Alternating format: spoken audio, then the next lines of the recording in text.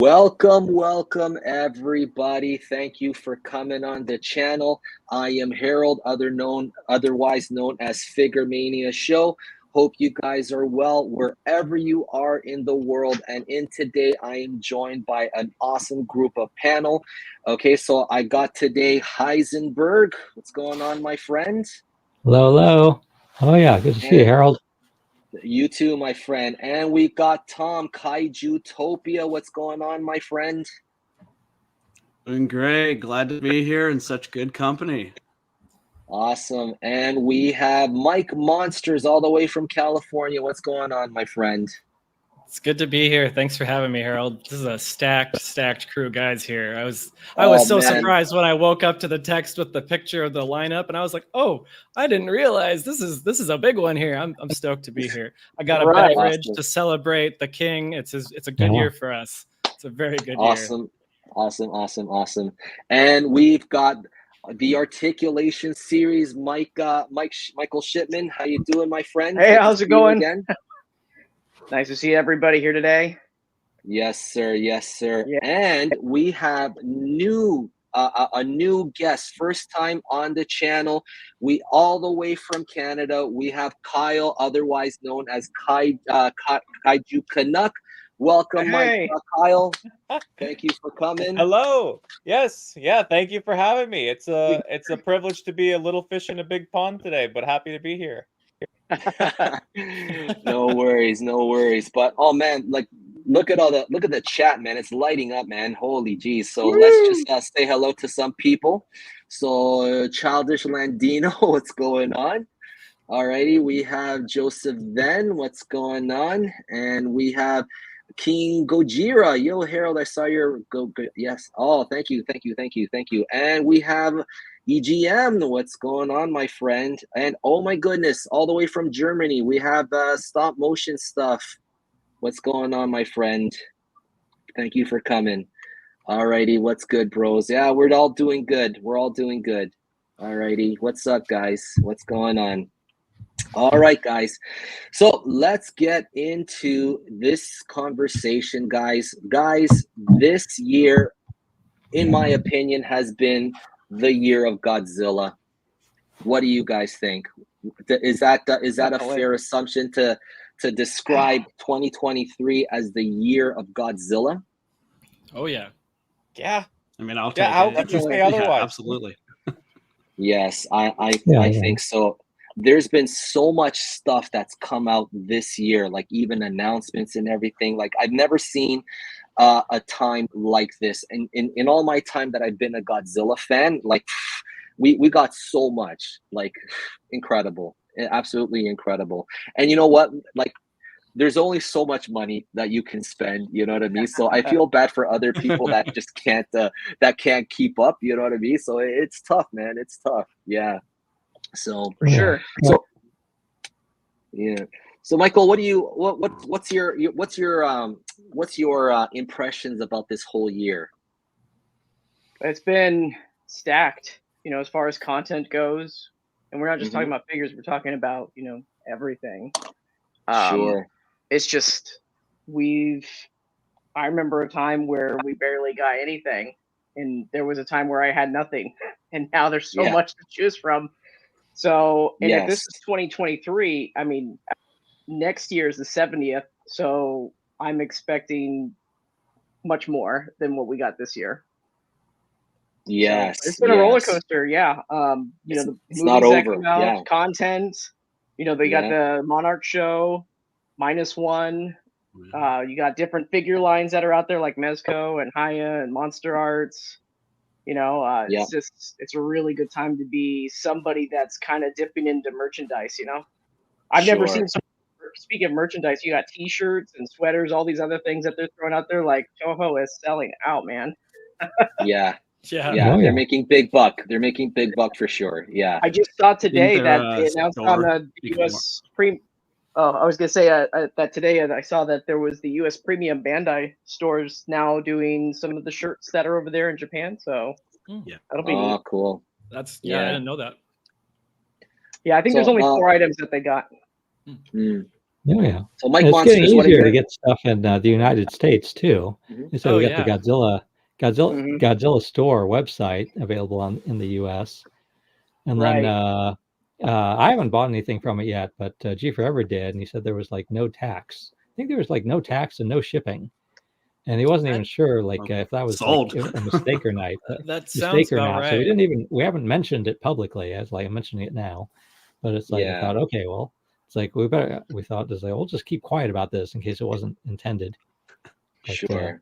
but yeah, so it's easier. Like it's getting easier to get Bandai's finally. Bandai Movie Mhm. Monster Arts. Yeah. But Yeah. easier to get Haya toys, and you Yes. can even get hot sauce now. Yeah. So Right. lots of variety. And lots out there.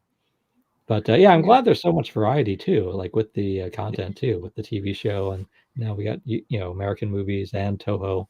I was particularly happy to get another movie from Toho, and Yes. so nice variety. Yeah, and again another with Toho, it's another another creative person with another take on Godzilla. So Sure. So So anybody else want to there's share something their for everyone. impressions about this year? Yeah. Yeah, I personally think Godzilla fans were in a big atomic buffet line.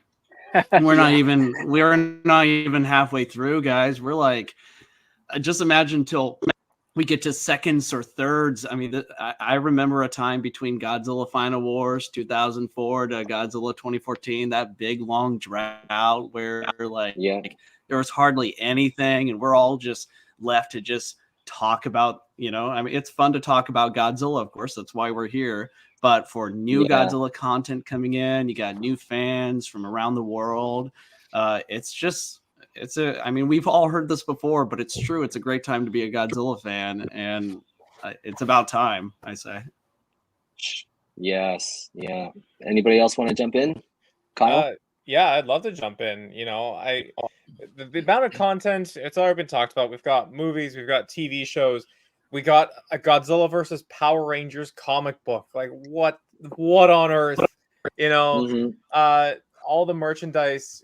It doesn't really land too many places up here in Canada, but I went to Michigan for a wedding a couple months ago. We went to a Target just to see all the Playmates and Super 7, and they had some of the Godzilla versus Kong monster art on the shelf. Like, excuse me, like where am I? What is this magic place? Yeah. It's it's actually really wild to see what kind of kaiju renaissance we're currently in. As Mike was saying, like next year we're talking 70th anniversary. Do we only go bigger from here? It's hard to imagine how, but God willing, Sure.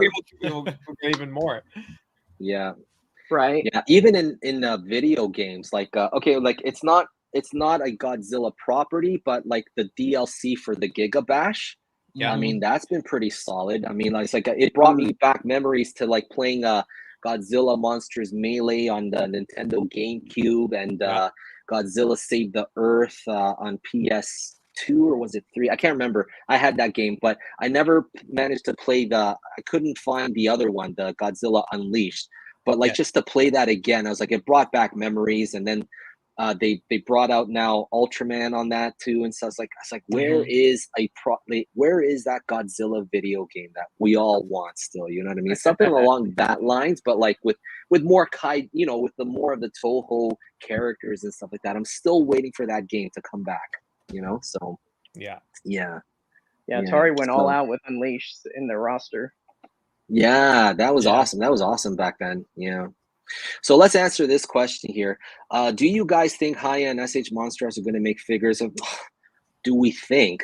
We know. Yeah. It's not a matter of if, it's when. It's when. Yes, absolutely. Yeah. Alrighty. Definitely. So let's start with let's go in order with these conversations, with these topics then. So, and shameless plug, guys. So if you guys are in the market to get some Haya toys, guys, check out KaijuCanuck.com. Use my promo code Figuremania-kowkis to get 6%. So by the way, this stream is brought to you by them today. All right, guys? All right, now let's continue on. So year in review. First up, okay. Now I'm gonna be honest. I know all of you guys have seen this movie. I have not. That's so heartbreaking. It is heartbreaking. It was my most anticipated movie this year, and to find out that it wasn't coming to Taiwan, I was like, how can it not come to Taiwan? We're right next door to Japan. You know what I mean? It was heartbreaking, man, to say the least. But anyways, yeah. So Let me start by saying I'm so sorry, Harold. I'm so sorry. Yeah, like. But when you get to see it, it's going to be a treat. Like, you're probably having even more anticipation built for you, and there's nothing, at least for me, that could have actually prepared myself for what the movie was. So you are in for a treat. I had friends in the UK message me today who finally got to see it, and we were like, "Yeah, Mike, you hyped it up, but I don't know if you hyped it up enough." And I'm like, "I feel like I've been praising this movie out like the best." Making the drum. Yeah, it's like, this movie is perfect, but it's not. It's not perfect, but it's a great one. You're gonna be in for a treat. You know, the thing though is like you're seeing like all this promotional thing. Movie of the year effects. Like it's winning all kinds of awards and stuff like that. I was like, what? Are you kidding me? A Godzilla movie getting all this hype? That's never happened in my lifetime. Never. You know what I mean? And it's a time worth celebrating. And they didn't freaking buy the rights here in Taiwan. It's like licensing. I don't know. Like, you never know, though. I mean, it's picking up speed. Like, we've had it extended twice now in the United States. So, and I'm sure that word of mouth is getting around, and other people want their, piece of the pie of that money. So, you never know. It might have a delayed release out there. I mean, I don't know how it goes out that way where you're at, but it's possible that it might be opening up in other markets. Movies sometimes do that. So, keep your fingers crossed. Especially with awards talk. Awards talk always gets movies to spread more. Yeah. Okay. Yeah, the word of mouth. Right, so it's not the end. It's not the end yet. It's just we just started the circuit. Yeah. So I think it's going to open in other markets. They're just going to be delayed a lot. So this movie's going to have long big legs. Right, and then by then, Harold, it's probably going to be on Japan Blu-ray at that point. So and then still watch it in theaters if it goes in theaters, but if it comes to theaters, I will watch it, even though like I know what happens already because it's been spoiled to wazoo already. But I still want to see this regardless, So yeah, me and make Mike no mistake, this is a film to see in theaters. Venue. Yeah. So show of hands, using your hands. How many times have each of you have seen this movie? How many times? Yeah, I've only done once here. Oh. Wow. Okay. I made this. I said this on Twitter. I know that as soon as I buy another ticket, my wife's gonna go into labor. I know it's gonna happen, and I'm just not gonna be able to see it. That's how it works. It's how. Yeah, I don't make the rules. The universe tells you. +1 or. Yeah. So I hope Toho continues with this trend because I like with Shin Godzilla, and now with -1, they hired like established and very creative people to make these movies and make Godzilla in their own their own take, do their own original take on Godzilla. And I think that's wonderful. I hope they just keep doing that. Just find like really good really good directors and writers and let them do their own version of Godzilla. So very happy with like Shin Godzilla and with -1. And I was in Japan for the premiere of Shin Godzilla. I wish I was in Japan for the premiere for -1. Yeah. But how do you guys feel about like the whole, that whole that stereotype of like the human characters like the weakest point of the movie and stuff like that. But with this one, it totally broke that mold, right? So how do you guys feel about that? I mean, it proves to me that if you use Godzilla right, you can tell the right kind of story with the emotional impact that -1 or something of similar status has. Like this movie made you care about the humans before the Godzilla stuff showed up. It sets it up that way. And it just proves that you can do that with the most simple of concepts. Like there's not a lot going on in this movie on the surface, but then because they built the characters so fleshed out at least, or something like that. Sure. You care for them. You're afraid for them when Godzilla shows up. This is the first Godzilla movie where I'm like, get him. You know, he's bad. He needs to be put back in his place. He doesn't. And that's because they built the right story around the character. And it proves that you can do this, and we can have more of this if they keep taking it at this slow, methodical pace and really planning it out like they've done here. Yeah, in some ways it's like James Cameron's Titanic, where yes, it's like everybody will, the spectacle is like, the Titanic's going to sink, but he like had a very strong like story, very strong human story of like these two, this romance story, so that so that when it does start to sink, you're really invested in it, emotionally. Yeah, sure, yeah. But that's fun. That's awesome, man. That's really cool. I cannot wait to see this movie. Like, regardless, either I pirated it or like I don't know, man. Publicly, Harold. Yeah. Okay. Both times I saw it. You're gonna let us know if you cry at the end, because I bawled my eyes out both times, and the first time had me just like weeping at the Hollywood premiere. I was probably like the loudest crier in the whole room on that one.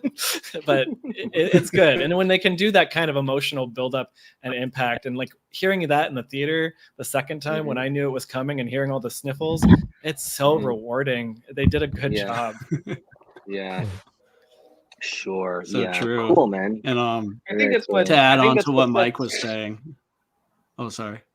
I was just going to add on to what Mike said earlier, is that I completely agree. I mean, the characters are so endearing, so emotionally relatable, that when Godzilla does show up, you're fearing for them with dear life. You don't want anything to happen to them.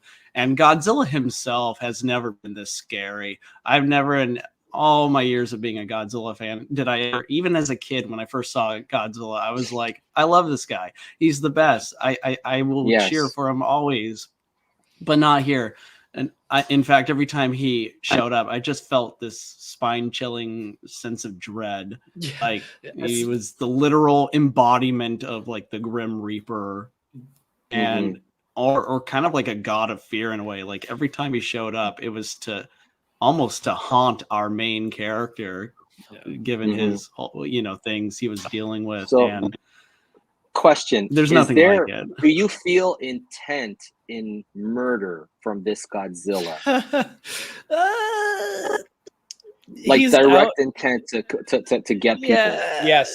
Actually, yes. Yeah. Yes. He looks at people and goes right at them at times. Like, like, not to spoil it for anyone who hasn't seen it, but like the beginning of the movie, like it's very clear that he's killing people. He's not eating them. He's not like, it's not a prey sort of dynamic. He's literally just killing them and like leaving their bodies around. And it's like, oh, okay, so he's just an asshole. Wow. He's a little jerk. That's cool. Yeah. I mean, there were points, and I don't know, Michael, you caught this, but when we saw the Hollywood premiere, there was a big applause when he showed up at the Ginza attack. But then the applause kind of petered out in a way like, oh, maybe we shouldn't be clapping right now, because we were all excited to see him. And then it was like, oh my God, I'm actually afraid right now. I don't think I should be clapping for my guy right now. It was a different mood, because we're all everybody, when we all went into that theater, everybody was just like, we're here to see Godzilla. We're here to see Godzilla. And then we've seen something we've never ever seen in a Godzilla movie before, and that is Godzilla, taking out a person, at that close range with his teeth and everything, and everybody's just kind of like, "Oh damn, hold on, wait, what's going on? Like this has never happened before." So, and like, I appreciated that with this movie, because we've always assumed that Godzilla just, there's casualties, and we don't see those casualties because it's so monstrous in scale. But by having this Godzilla be smaller too, you see a lot more of that destruction and mayhem. You're seeing people get stepped on, and those are lives going away and stuff. And it's different seeing it this time around. So I really appreciated that has been shown this time, to give the gravitas of, death in that, in helplessness, that you have no hope in that moment. Everybody's just running and they're terrified. And I think that is something that we can relate to on a personal level when we see natural disasters. We watch these things on videos on the internet, and we see that, and we're just like, man, I'm glad I'm not there, but I can only imagine what those people are thinking in that moment. So I think that and they it's did hard a really to look good away. job. It's hard Right? to look You away. can't look away. Yeah. You can't look away and stuff like that. So, but I really appreciated what this movie did overall. Like it's something, especially with the human dynamic, that we have never gotten fully out of any Godzilla movie that's out there. And I think that's why everybody's just like, praise Jesus, right? Like this is amazing kind of thing, because you have that human, like I've never, this is me personally, maybe everybody else feels differently, but for me, I've never been connected with any of the characters that I ever see. Humans are just there. They move this story along. I've never been invested with them particularly. It's just like, all right, point A, point B, point C, you know, that kind of thing. But for this one, you really do stick with those characters from the beginning to the end. And it was different. I think it's something that we've all been wanting for a long time, but finally got it. It did very well. But here's another question I want to ask you guys. Do you think this formula is going to survive if they continue it? Do you think it'll work if they continue it? You just, or is this just a that was going to be my next question. Okay. Is like where do we see this franchise go from here? Because I remember, like, I was watching you, Tom, and you did mention that -1 changes things, you know, and so where does this go now? You know what I mean? Like, where do we think that this is going to go? Like, you know what I mean? So it's a very interesting question. I'm very curious to see where that direction is going to take us, you know? So what do you guys think? Personally, I do believe this movie changes everything for the Godzilla genre, and well, not just the Godzilla genre, but for the kaiju genre as a whole. I mean, for the first time, we do have a Godzilla film that really has serious, genuine characters that makes you feel truly connected and lost when they feel lost as well. And I can't really think of another movie that didn't have this much of an impact, not just on the Godzilla fandom, but beyond it, which is always the key for any of these films to the longevity of these films to survive and evolve, you know, with the times. And I couldn't think of another film other than the very first Godzilla movie, which had such a massive impact on pop culture as we know it. I don't know if this movie, of course, will, you know, be the equivalent to that.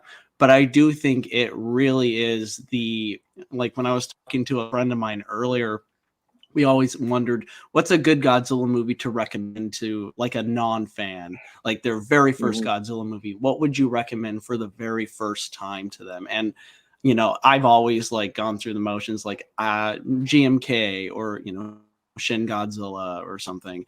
But now I feel like Godzilla -1 will be the best film for you to recommend to Godzilla fans and non-Godzilla fans alike. And I think that in itself, I can't think of another Godzilla film I could genuinely say with confidence.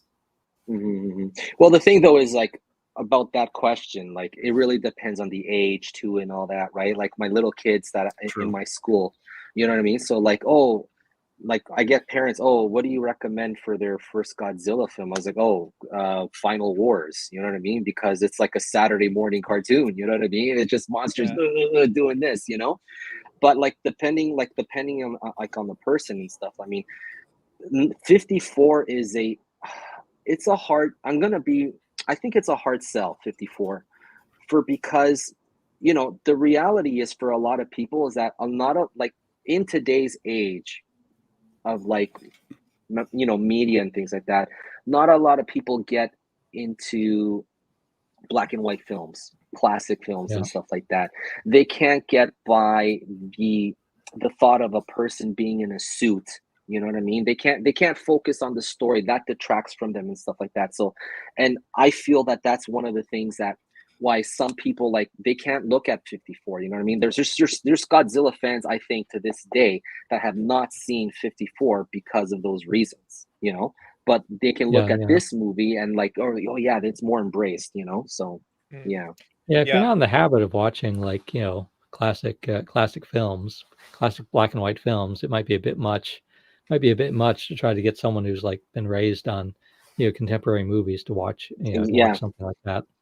Yeah, Yeah, took me, if I could yeah. just add on to what Tom was saying, I think that one of the big takeaways from this movie is that is to not take the audience for granted, right? I feel like with Godzilla movies, there's this perception that people will show up to watch a giant monster rampage or two giant monsters fight each other, and that, you know, either you're there for it or you're not. And I think with what -1, the lesson is you can tell a very grounded story, grounded being a relative term, in a Godzilla film. You can have a movie where you care about the characters. And I think that a lot of what's going on in modern Hollywood, I do think that the audience is being taken for granted. I do feel like people are making decisions and phoning it in because they assume that people will show up. And I do think that we're starting to see with the box office this shift where it's like, no, we're not going to show up just because, you know, it's a brand that we're familiar with. So I did a video on it, but I do think that there are really big lessons for the future of kaiju films, but also the future of just storytelling in general. There's a lot to be had with -1. Yeah, yeah. Yeah, actually, I really like the story of Shin Godzilla too. Just all the political commentary in it. So it's a lot of it was a lot of subtitles to read, and a lot of like, you know, a lot of felt like, you know, men and women standing in a, you know, in a room like talking about Godzilla, but still it's like the but yeah, I thought the but I thought I thought the commentary was really well done. No, and that's the best thing about Godzilla is that there's a movie for everybody now. Yeah. Like, we have the now possibly Oscar-nominated Godzilla movie. We have the Shin Godzilla, which was award-winning in Japan, and it's still critically, like, that movie is praised. Everybody I've heard, most everybody, not everybody likes that movie, but that movie has very critical praise.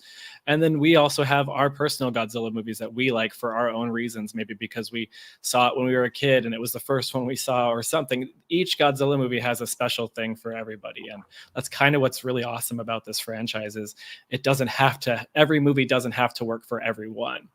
Sure. Yeah. He's like a very non-linear character. Yeah. Yeah. We have three different stories going on now. We had -1. We have the Godzilla X Kong universe and Legacy of Monsters. Those are still the same universe, but they're telling two very different kinds of stories. And that just really shows how malleable this character is. And he can do a lot of things depending on how the story is written around him. And I think some fans can learn to say, oh, yeah, maybe this isn't for me, instead of throwing their arms up in the air on Twitter or something about it. That's a discussion for another day. I've heard, I have heard speculation about what that -1 could potentially have a sequel and what it might be like, though I think it would spoil things a bit to talk about it. So I only want a sequel. Can I jump in? I only want a sequel if Takashi Yamazaki does have a story worth telling. Yes. I don't want it to be like, the executives say, oh, look at these numbers, make another one, make another one. Yes. He's like, oh, okay, no, only if he's passionate about making that, you know what I mean? Like, if I don't want a sequel for the sake of getting a sequel. You know what I mean? Yes. And like the director. Yeah. Oh yeah, and the director, what he did first was Godzilla the Ride in Japan, which I know Harold has seen. And then I think he said that -1, the events in -1 take place before, the events of Godzilla the Ride. I wouldn't be surprised. What, really? If, basically, I don't know about he that. mentioned that? That sounds like I don't know about that because that Godzilla does not. Man. The tone of it is totally. I mean, that's just a ride experience. It's a ride experience, but like, even though like he's got similar physical features and stuff like that, but that Godzilla, he's like a superhero in that, you know what I mean? And like, like I don't know, man. I'd be surprised if that were the case, but I somehow don't think so. Yeah. Okay. So let's move on to the next topic, and it's this. And I just finished watching episode 6 last night. And oh my goodness, what an episode that was. I think it's like my favorite episode so far. Yeah. So I like that they were going back to that pre-Monsterverse universe, you know what I mean? And things. But at the same time, like when you look at Legacy of Monsters to where it is now, like, oh my God, it's like just this. totally different landscape and things. And I wanted to get your guys' thoughts on that. I mean, I really like this very much, but like, I don't know, can it exist? I mean, it is existing, you know, together. But what are your thoughts? Who would like to jump in? I've been writing a whole video about this whole topic over the last few weeks, basically since the Godzilla X Kong trailer came out, and the reaction to that final shot in the trailer, and how I think both can coexist at the same time, because we've moved from 2014 was a movie in its own, and we haven't had anything like that since. So the people that have been wanting that movie to continue, I feel like we're finally kind of getting that with this Legacy of Monsters show. But the people that are complaining about the silliness and the campiness, we were seeing that immediately in Skull Island with Tom Hiddleston chopping up birds in the green gas and stuff. So we've seen bits of this already from the pretty much the beginning of the expansion of this universe. So to me, it hasn't been such a wild, like, smack in the face like it seems like it's been for a lot of people with that final shot. Yeah, it's been a build-up. Yeah, I'm one of those that's kind of, it makes sense after GVK. The progression has I don't necessarily personally love it myself. I like to imagine what we would have had if the 2014 tone would have continued. But we're kind of getting that with Monarch, sort of.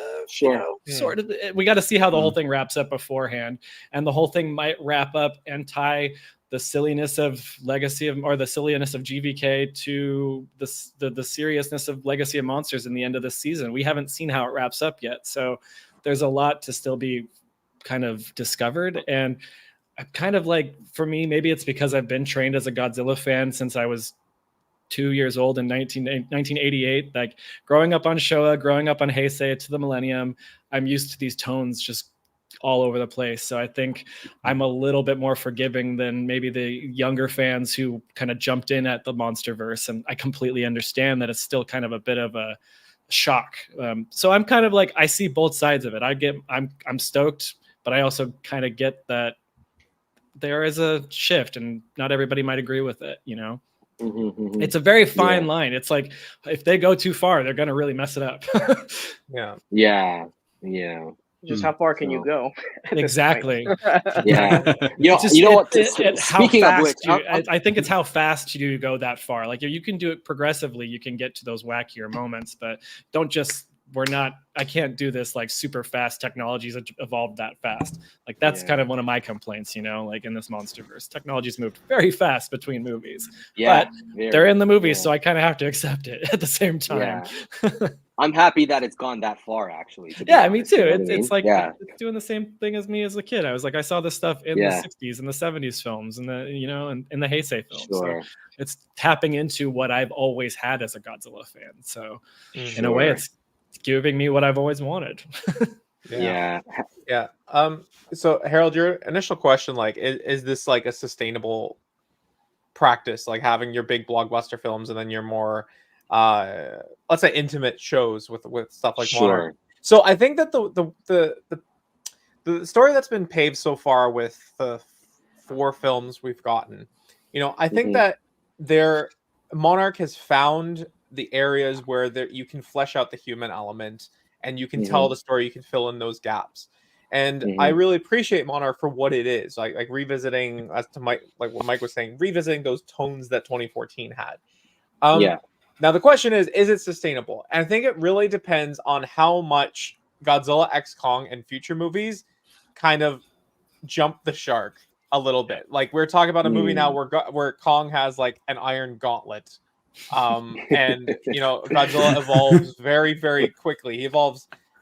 He's got like 1,000 years of evolution in like a few years. Like, his body completely changes. So the question, I think, is how much room is the director going to leave for the folks behind Monarch to actually tell like a compelling human story that makes sense? I think that the road we've seen so far, we're seeing that, we're filling in those gaps. I think it's safe to say that Godzilla X Kong takes a pretty substantial leap in terms of making that big blockbuster spectacle. And so I wouldn't be surprised to see the people behind Monarch, if they were to do a season 2, struggling to fill in those gaps a little bit more. Do you feel like I thought that they might be tapping into some of the comic source, you know what I mean? You know, like the graphic novels that we've gotten of the MonsterVerse and stuff, but they haven't touched that at all.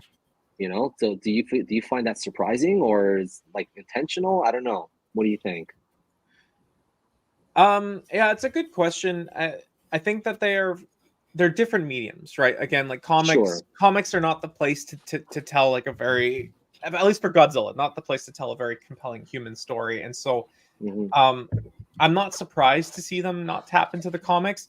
And also up to this point, I don't think continuity has been at the forefront of the comics.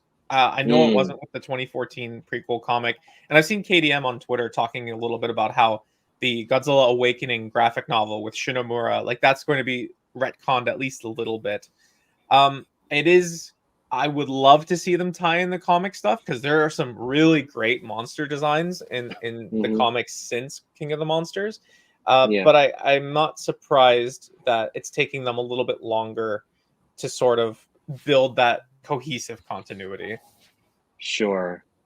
Yeah, I really liked the first. I thought the first few episodes were very strong. I mean, the creators, especially the guy who directed it, I forget his name, Mike, is like he's directed, some of Game of Thrones, and he directed all of WandaVision. Matt Shackman. I really liked. I think it's Matt Shackman. I think. Yeah. Matt Shackman. Oh yeah. So the first few episodes were really strong. I thought in the middle it got a lot weaker.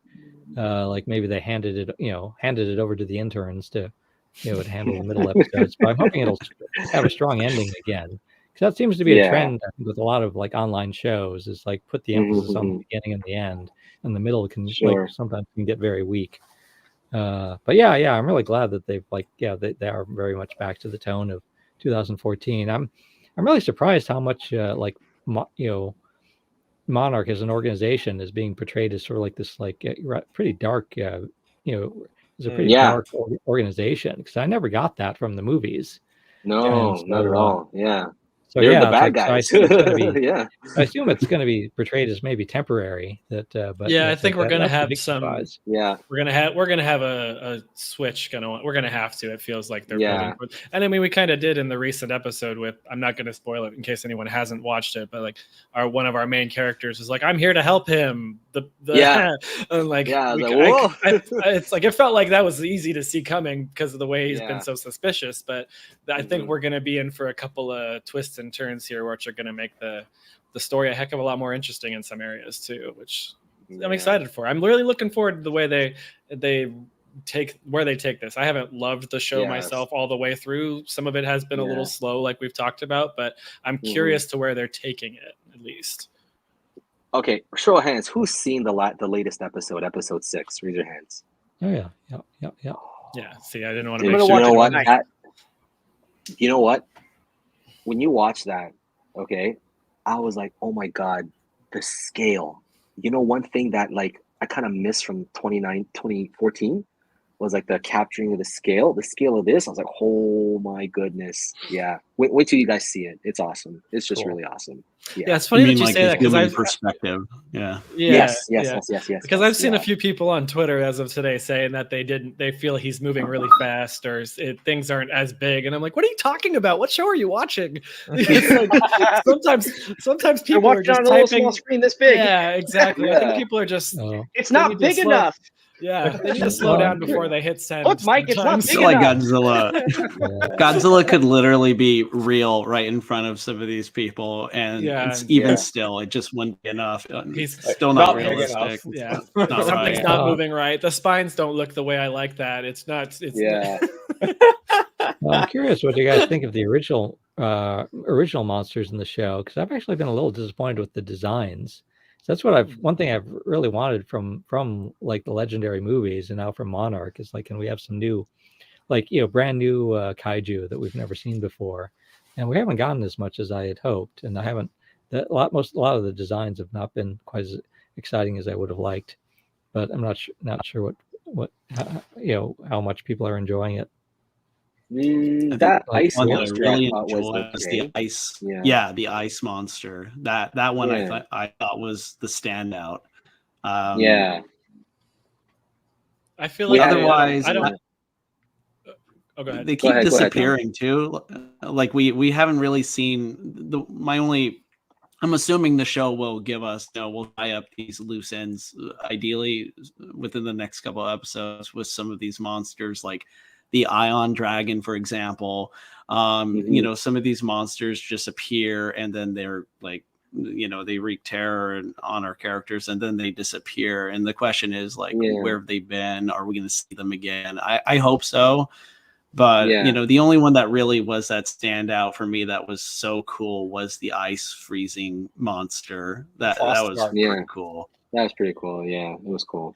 Yeah, I feel like all the monsters have kind of shown up and roared at the camera, and we get our dramatic close up, and then we cut, and we kind of don't. 2014 though. Yeah, that's exactly what I was gonna say. Is that's what we had in 2014.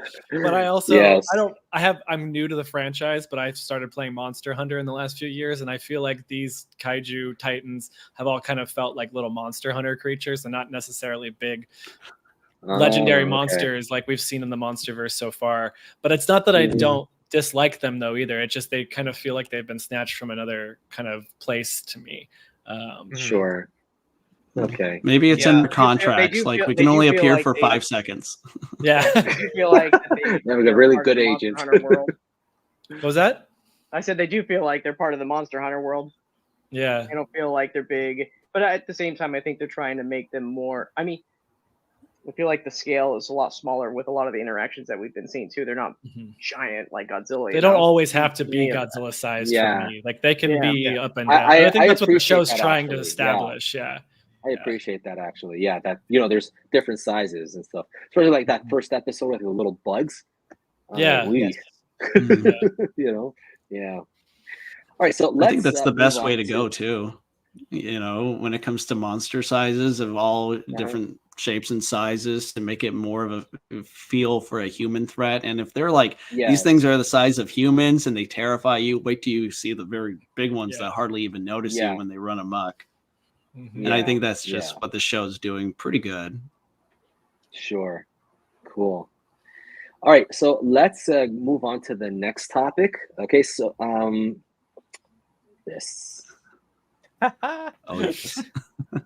Oh my goodness! I had a gigantic smile from ear to ear when I saw that. You know what I mean? So, guys, you're a Jaguar too. I mean, he has a smile. I love that suit so much, and like the cheesiness and everything. It was just so well done. It was so good. But like, I was like wondering, is like, how are they gonna make? Like, I don't want Jet Jaguar to get blown away by Godzilla, and I don't want him to kick the crap out of Godzilla either. How are they gonna team them up, right? And I did not see, the ending. I didn't see that coming at all. You know what I mean? So what were your thoughts? Anybody want to jump? Just feel free to jump in. Like, what are your thoughts? I don't know how you couldn't see that coming, Harold. I saw that coming. Couldn't see it coming. I saw it from a mile away. You knew that it was going to be fight. Oh, bigger threat's going to come. No, I didn't see King Ghidorah being there because That's what I mean. I was character-wise, I wasn't expecting that. I was expecting a Megalon, but I'm talking about how they were going to team up. Like I think we all saw that coming. I hope we all saw that coming. I thought that. Oh yeah, I got pretty. I actually got rather emotional about it at moments because again, I saw Godzilla versus Megalon in the theaters as a kid, like when I was around 10 years old, and I liked that movie a lot. And so yeah, I like Megalon, I like Jet Jaguar. It's my second Godzilla movie. Yeah. Oh yeah, like I said, there were moments when it's like, oh yeah, this is resonating with me. This takes me back. Sure. It was fun. Yeah, it was fun. It was a lot of fun. I loved every second of it. I loved it. Yeah. I loved it. That Godzilla suit's falling apart. I know. It's like it's losing its padding. It's like so thin. In that picture you showed too, his neck's so saggy and so sad. Well, they keep... Oh gosh. They keep adding things. I didn't notice that. It looks like I'm sorry. I can't unsee it now, Mike. Thank you. Sorry, I can't. I'm sorry. It's like the first thing I saw. He's just so droopy. Everybody, Everybody concentrate on Jet Jaguar. Look how cool Jet that Jaguar is. looks great. I thought it was like once Ghidorah showed up, I was like, oh, of course they have to use that Boss Coffee Ghidorah suit that they built for that one samurai commercial that they filmed a few months ago. They got to reuse it again with the zombies awesome. and everything. That one, it's clearly them surreal. using that same suit, and it's like, they got to keep using it, like they keep using this Final Wars suit. I mean, it wouldn't surprise me if the next one with Ghidorah there, Gigan shows back up somehow to do like a little bit of a showdown. Like why didn't they use Gigan? They have the suit, you know what I mean? And like they could say, oh, this is a Gigan clone or whatever, you know what I mean? Like I was hoping that, like, I didn't see Ghidorah come, didn't coming, you know what I mean? But I was hoping that we're gonna get that, Godzilla, Megalon, Jet Jaguar, Gigan, that whole dynamic again, you know what I mean? But it went in a different direction. I was a little bit surprised by that. I was like, oh, okay, so like what are you gonna do next year? Still happen. Yeah. It could still happen. It could still happen. I mean, this part 2 sounds like it's gonna be like a destroy all monster kind of thing. So I kind of like that they're not just repeating the movies from back in the day, though. Too, they're taking the elements and they're making their own little new story. Because I don't need that over and over again. Like, because that'll just get boring. Yeah. Like, and that kind of goes to your question with the -1 formula. If they keep doing these serious tones and stuff like that, is it going to get boring for audiences? Or are they going to have to kind of shift it up? And I think that's what Toho's doing a really good job of lately. Is they're experimenting left and right with so many different things. We're getting these suit shorts, and then we're getting the animated shorts, and then we're getting -1s, and then they're partnered with Legendary to make the Monsterverse. So we're getting just like so many different kinds. It's like it's wild. Yes, exactly. I haven't watched much. Yeah, there's also the puppets in Japan, that for the little kids. Mm-hmm. Yeah. I haven't watched much of that. I'll occasionally tune in a little bit. It makes me laugh. I can't watch it. I watched a live show, like when I went to Operation Awaji and Awaji Island for the Shin Godzilla zip line. They had a performance on. I was just watching it. My wife is laughing right next to me. And that's when I showed you that Baggins suit, Michael. Remember? That's where it was. Yeah. Well, I'm glad they do have something for young kids. Say again? Yeah, they had the Baggins suit there. The one, if you watch my video, yeah. Oh yeah. I'm gonna get I got the X Plus of that coming in January, I think. Ooh, sweet. Nice. I'll be sure to show it off before I put it up in the attic forever. Yeah. In your vault. Cool.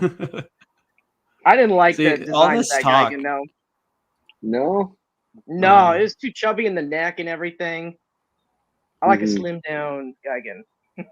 Okay. That's fair. Yeah. All this talk just makes me like.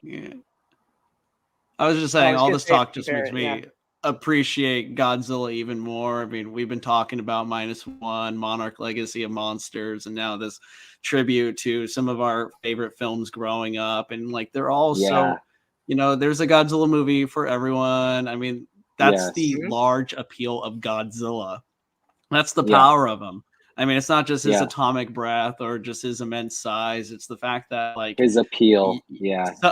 I know he can there hardly any characters like this, and of course his success his legacy is demonstrable.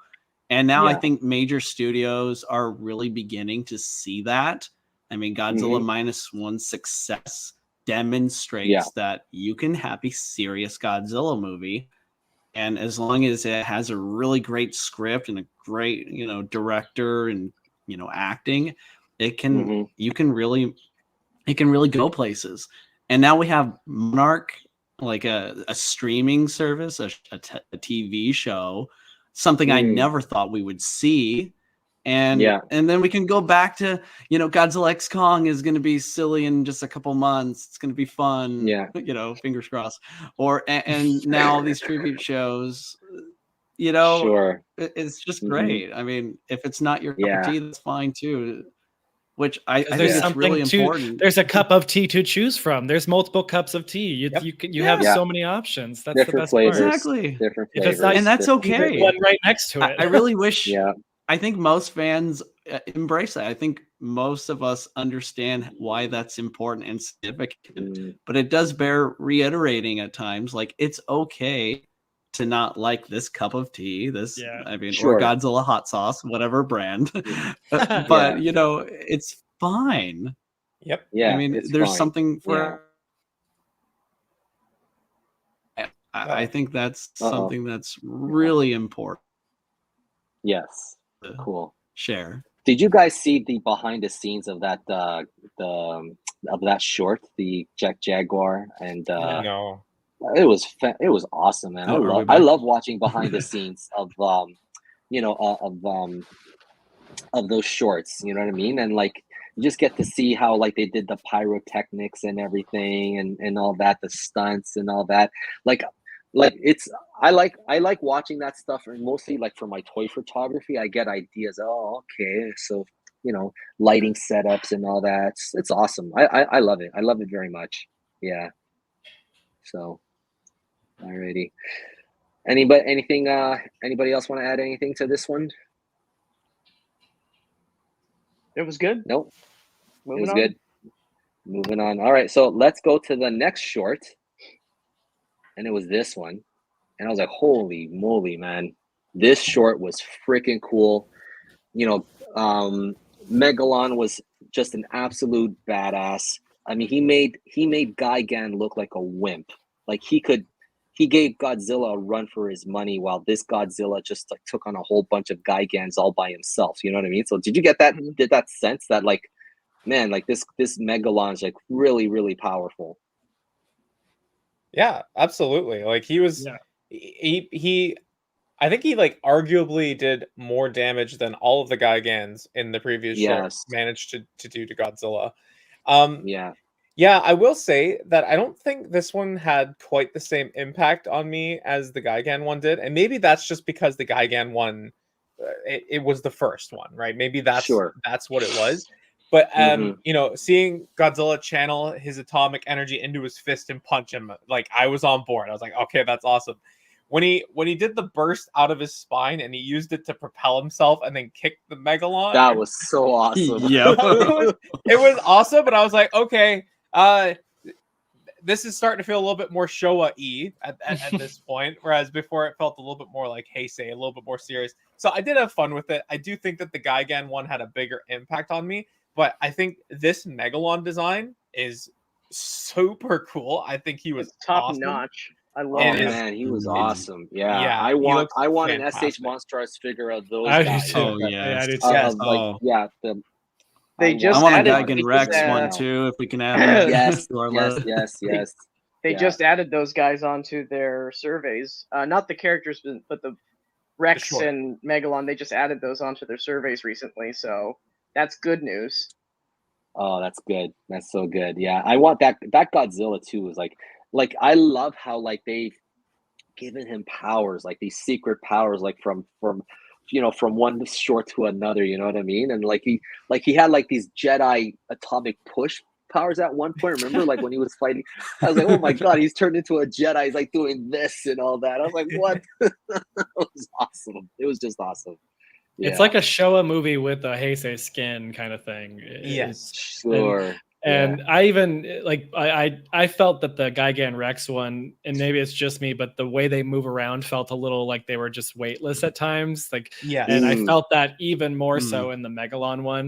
And that's been my really only complaint about any of these things, is everything feels a little weightless and just Unreal Engine just going loose and blowing things up, and everything just flies in directions, which is fun. It's fun, and that's what these are meant to be. Is they're fun, and sometimes that's really like what these movies are meant to just do. And I think that's like with people complaining about the GXK tone, sometimes movies just want to deliver a fun time, and maybe that's what we're gonna get. You know, like so I had fun with that one. And like even if some of the like the weight and stuff isn't for me, that's all I can say. It's not for me. I can find things about it that I do like and things I don't like. You know, you just move on. Yeah. Sure. And don't forget the running time. These are only like 10 minutes too. So it's not like where's my strong human compelling narrative here? Like, it's like 10 minutes of just Godzilla. That's it. You know what I mean? Yeah. Yeah. If you Very want your cool. whole Very like cool. only Godzilla exclusive movie, here you go. I mean, Here it may you not go. be a There you go. feature length, but it still delivers. Yes, yes, yeah. I wonder what they're gonna do for next year, because I hope they continue with we get another short from Gemstone, because I thought they did a phenomenal job. Yeah. I'm They'll hoping probably so do too. they'll probably do a Mechagodzilla one. Yeah, I think that's gonna be That would be so cool. That was so cool. Yeah. I wonder what I think it's their also- design will be like. It's Yeah. also an It's like, anniversary for Space Godzilla too, so maybe we'll get Mechagodzilla and Space Godzilla. And 84, it'll be an Oh. anniversary. And Well, 84, yeah. I I think don't it's think There's we gonna will. it's be a lot of anniversaries. I think they're gonna True. pick and choose what to celebrate the most. I don't think that they're gonna go with the big celebration for the 30th. Yeah. I think it depends on whether or not these Gemstone films. It's been a point of debate in the community is whether or not these are a continuation of the Heisei films, right? Like, and if it is, that means that Space Godzilla has already happened. If it's Mechagodzilla has happened technically, but as a human-built mech, not as an alien mech. So yes. I don't think they're a continuation. I think people really I don't see want it them to as be. that. I think people really want it to be a continuation because they had what was her name? The voice Megumi actor. Odaka. Yeah, they Yeah. had her do the voice, and she was making reference to. I don't even know if it's really a reference. It maybe just been exposition. Yeah, You I know, think and it then was. because they were doing similar style of filmmaking, at the end of Destroya, how that matched that kind of moment. I mean, we saw that with Final Wars, right? With Godzilla under the ice, and everybody's like, "That's Junior," but it really wasn't. So yeah, Yeah. it's a good. I think Gemstones it's its own. I think Gemstones its own thing, and that's why we saw Megalon. That's why we're seeing this weird version of Gigan. I'm fully banking on a weird version of Showa Mechagodzilla for Gemstones next opportunity. That's what I think. Yeah, and these gemstones are full of homages. Like that shot of him at the end in the smoke and the fog, like Heisei, that's just an homage to him flying on his tail and blasting off his spines. An homage, like Megalon did his drill hand. It's all homages, and it doesn't mean it's connected all the time. Sometimes it's just a callback. Yeah. Not everything has to be tied together. I don't need it. Sure. You can want it to be. That's great, but it's not. Exactly. It's not exactly. Stop reaching. Yeah. I'll be the one. I'll be the one reaching. I'll fully admit I'm one of those fans that think this is fine. connected, but I can't prove it. You know? I will be totally upfront about that. Yeah. I know it's one of those things where I'm like, oh, this is really adult Godzilla Jr. and he survived his father's meltdown. Why he's able to do what he does. I mean, I totally admit freely, and I think I've done this in the past, conversations, like this has not been officially, like Toho has not come out and said officially that the Gemstone films are continuations of the Heisei series. So as far, obviously, at best it's fan speculation, which can be fun, and that's allowed. You're allowed to do that, and that's allowed. Okay. Sure. Like no one says you're not supposed to. And I think some fans don't get that. Like people are allowed to have their own fun little time with this because it's their escape. And that's how far I go with it. Yeah. That's how far I go. You make what you want. I'm not gonna be like no. It is like canon. Yeah. Well, I think a lot of that. I'm like, I'm sorry. Godzilla don't if you tell me that it's canon, I'm gonna tell you it's not canon though. I am that person that just like it's not gonna. Don't do that. Yeah. I respect. Eisenberg, you're gonna say something. Oh, I think a lot of the movies are just sort of like these, independent recreations of Godzilla. That a lot of them are not connected to the other movies, which I think is actually a strength in some ways, that you don't get bogged down. Don't have to get bogged down in continuity. You can have like your own original take. Sure. So it's like, I would love for a continuity to come back though. A series, that'd be cool. I would but love I don't that think it will. be revisited again. It doesn't have to be long. It could be like a three movie continuity. That'd be great. Do the camera trilogy. I know. I'm not talking about MonsterVerse. I know there's continuity there. I'm talking about Toho. I want a Toho. I want a Toho continuity back again.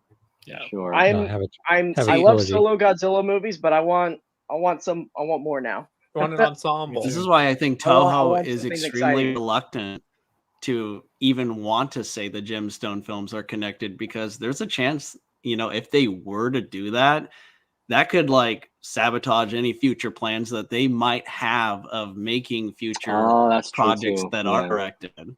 Well, so, I mean, wasn't the Gemstone stuff, wasn't it originally a fan project? And then Yes, Toho yeah. just like, yo, this is really good, that we're just going to show it. Yeah, And they saw the fan went and had to get reception. the actual licensing. So I think that's just how it was naturally born. So yeah, that came out right around the time when Toho's management took a shift and started listening and paying attention to the fan reception more often, and saw the reaction to that short.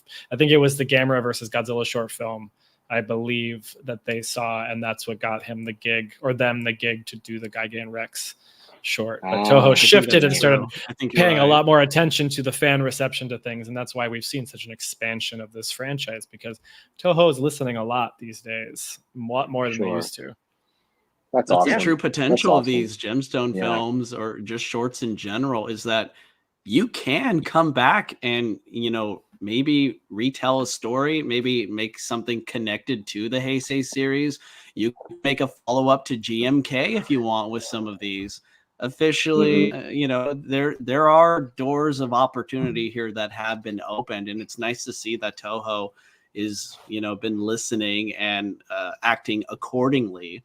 I've actually been rather impressed by some of their business decisions in recent years as compared to, well, what's been happening for what feels like decades now. Yes. And I'd be personally fine if the next year's animation short was not made by Gemstone, but maybe a different house, and it was a different, just to try something new, because that's what they've been doing. And I'm all about the experimentation, even if it's not fully successful with every attempt of everything. It's still that cool that they're just trying so many new things and seeing what's working, and then pulling little bits of here and there that has worked and putting it all together. That's what Minus One feels like, a movie of every little thing that guy has worked in a Godzilla film put into one. That's just what that Did you ever see right around the time when Batman The Dark Knight came out to theaters, Warner Brothers made like this direct to DVD called Batman Arkham Knight. It was a bunch of animated. It wasn't. It's not Arkham. Gotham Knight. Well, Gotham Knight. Gotham Knight. There you go. Yeah. Gotham Knight. And it was a bunch of animated shorts like the Animatrix. We lost you, Harold. Your mic. We lost you, Harold. You took your headphones out and we lost you. You're muted. I think you hit the mute button. Yeah. All right. Can you hear me? Yeah, because this thing ran out of battery. That's why. Oh yeah, we can hear you now. Okay, cool. Yeah, like they should do that. Like get different artists, directors, and stuff like that, and give their take on Godzilla. That I think that'd be awesome. I think that'd be very, very cool. I'm happy that they're kind of doing that already. You know what I mean? But I just want more of that. You know? Yeah. No, I'm sure, which I'm sure we'll get to it later. I'm still not sure that I'm still not completely sold on the idea of a pink Godzilla, though. Oh, we'll get to that. Yeah. So let's look at this. And man, I am having such a good time reading this story. I can't wait to see what happens next. And listen, I'm a Superman fan. I love Superman. He is my favorite superhero. I mean, look, guys, look. Okay. Righty. I'm fine convinced with Superman losing to Godzilla. I'm fine with that. You know what I mean? It's just, a story, a fictional, non-linear, or not in continuity story. You know what I mean? So just it's the truth. It's the way it's supposed to be. Superman is always going to lose to Godzilla. But Batman, that's my Batman shelf right there. Batman would figure out a way. He always would. Overrated. Batman is overrated. I wish we would have got that Batman Adam West versus Godzilla movie back in the 60s or whatever. That would have been amazing. Like a dream. Yeah. Oh my God. Yeah, but Tom, you did a video on that. I enjoyed that video and your the Godzilla Batman. Yeah, I gotta admit, I started working on this stop motion Godzilla versus Batman like a year ago, and as soon as the news, this Justice League versus Godzilla comic came out, I was just like, "What? Oh no! I gotta get going and continue. I don't want people to think, oh man, you're just trying to capitalize on. I mean." Great minds think alike, obviously. But I'm loving this comic. It's yes. I'm a big Superman fan, Batman fan. I'm into comics, Godzilla. This is like the crossover I never thought we'd see. But then earlier we talked about like someone brought up Power Rangers, right? So that was like Power Rangers right there. Yeah, exactly. So like I think there have only been 2 issues. The 3rd issue is supposed to come out, I believe, next week. And so far I'm just like, I'm hooked. This is just so much fun.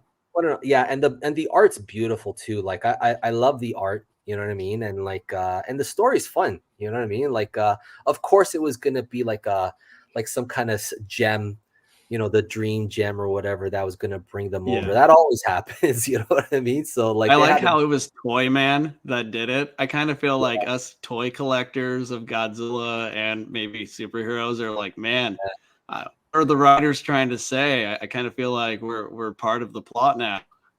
Yeah.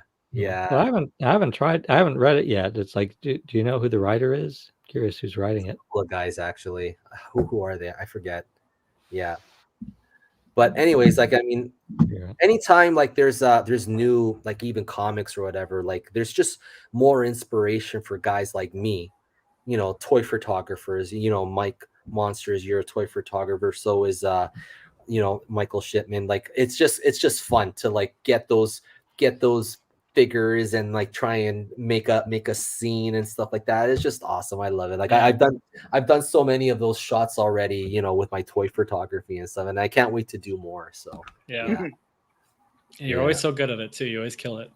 Oh, thank you, buddy. Thank you. You guys are all. And with you, Tom, or where's Tom? You too, Tom. You do some great stuff. Everybody here does great stuff. I was doing the pointing thing earlier. Yeah, we're doing the pointing thing. Michael does great stuff. Tom does great stuff. Heisenberg does great stuff. Kyle, like I wake up and watch your stuff when I'm eating breakfast because you always seem to drop it right when I'm about to have my breakfast, and I'm like, oh great, new KaijuCanuck video. It's perfect morning start. It's a way to start my day. A nice, pleasant, level-headed Godzilla good way to start the day, though. I'm with you, Mike, on that. I have it on in the morning. He's such a good vibe.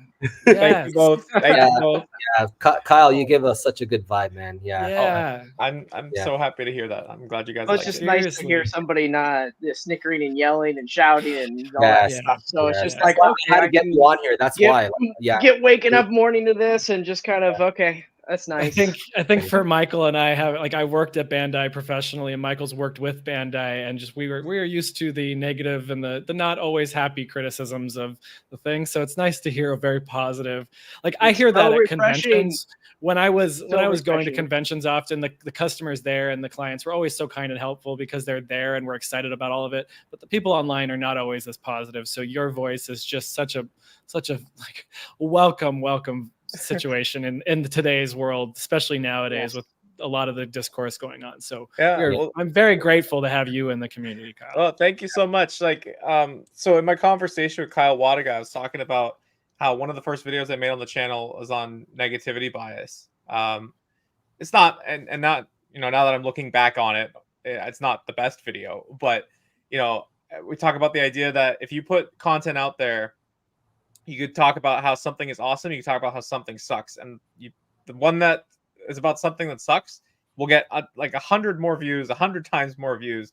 It's just, there's something about it that draws people in.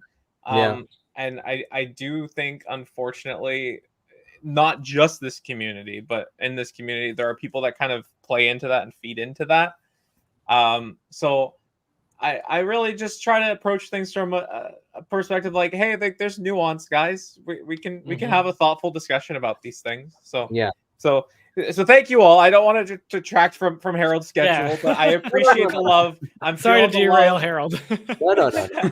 Everybody here does great work. I'm happy that I brought Kyle because like I've been watching his content. I said, you know what, like Kyle seems like that kind of person that like I would love to get on my show, and you seem like the type of person I could easily have a conversation with, like sit across the table, have coffee and stuff like that. You seem like that. Tim Hortons coffee, Harold. You know what? I was thinking of Harvey's the other day, bro. Oh, yeah. Oh man.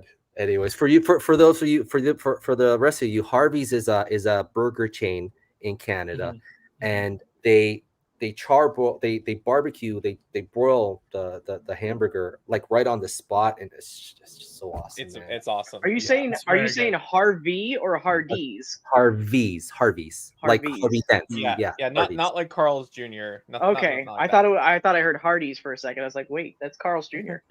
And you know what else I miss? I also miss Swiss Chalet. Yes, Swiss Chalet. Yeah, there's something about it, like just a nice quarter chicken meal from Swiss Chalet, and especially during Thanksgiving when they have the Lindor with the gravy sauce for the fries. Oh, yeah. All right, stop it. I don't want to derail the conversation, Harold. This is becoming very. No, this is the sponsorship part, right? This is where we need to use our sponsors. Yeah, all Swiss Chalet tomorrow. Yeah. Well, Kyle, it's been, like we said, it's a breath of fresh air to have somebody thoughtful in the atmosphere of collecting. So we truly appreciate it, because it's hard to have a thoughtful conversation without somebody going, but QC this, but QC that, and all that. So this is great. Keep up the good work. Especially when they don't know what QC is. Don't say that. We'll get don't say that. We'll get canceled.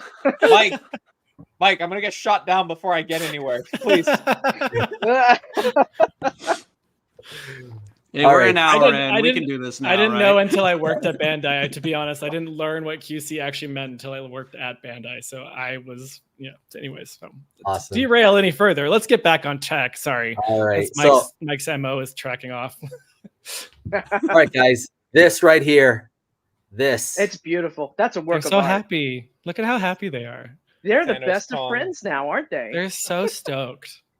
I think that they just did a bunch of drugs and now they're ready to go. Yeah, they're just they did a little bit. They did a little bit of speed, a little bit of mushrooms, and oh man, yeah.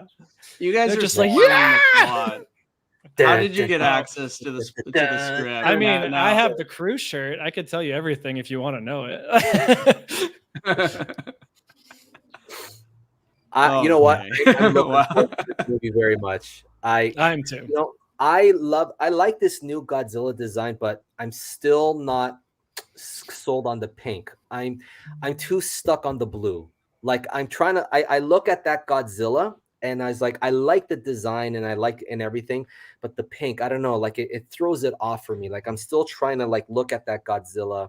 You know what I mean? Hopefully it'll grow on me later because, with Godzilla 2000, like his color grew on me eventually. Even very pink. Yeah, the 2004, like Final Wars Godzilla. I hated that Godzilla at first, but he grew on me and things. You know what I mean? So, yeah. I think context within the movie and how they explain this happens, I think that might help your growing on it, because we just seen a trailer right now and we're just like, either you're like, oh, I don't like that, or okay, that's pretty cool, it's different.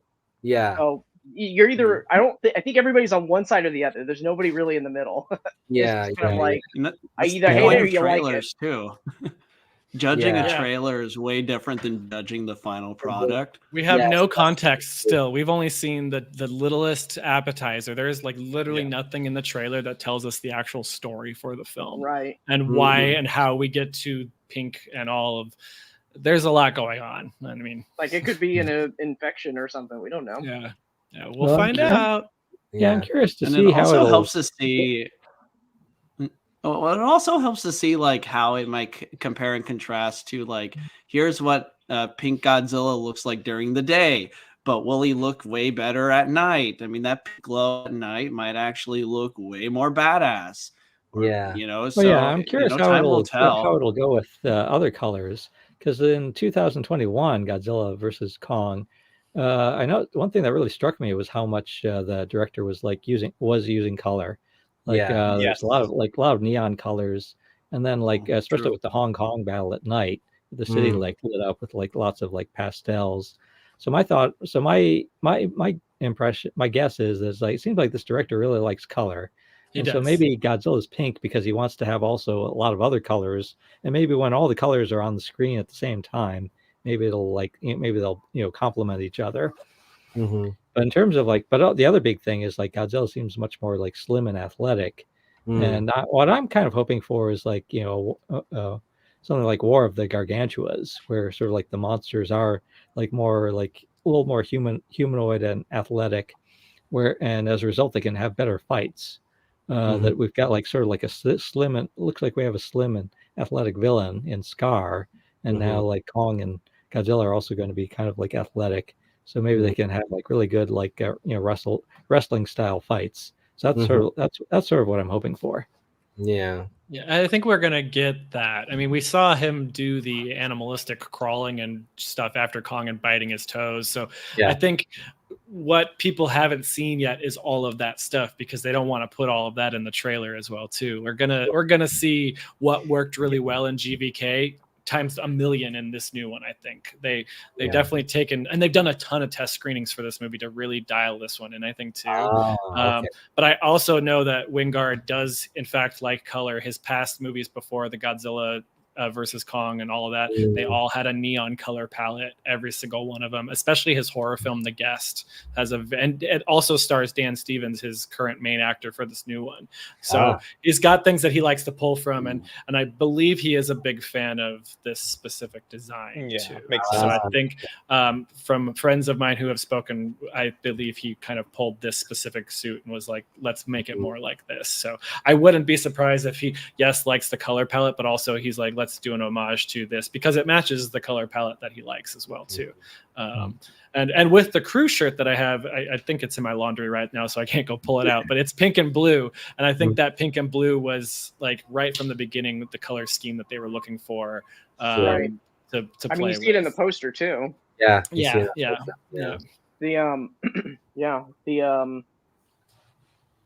forget what I was gonna say. Anyways, I like how we're like they always change Godzilla. Like we didn't get any changes in Godzilla. Like Michael, you and I spoke about this, about like we didn't get any changes for Godzilla and Godzilla versus Kong, like physically.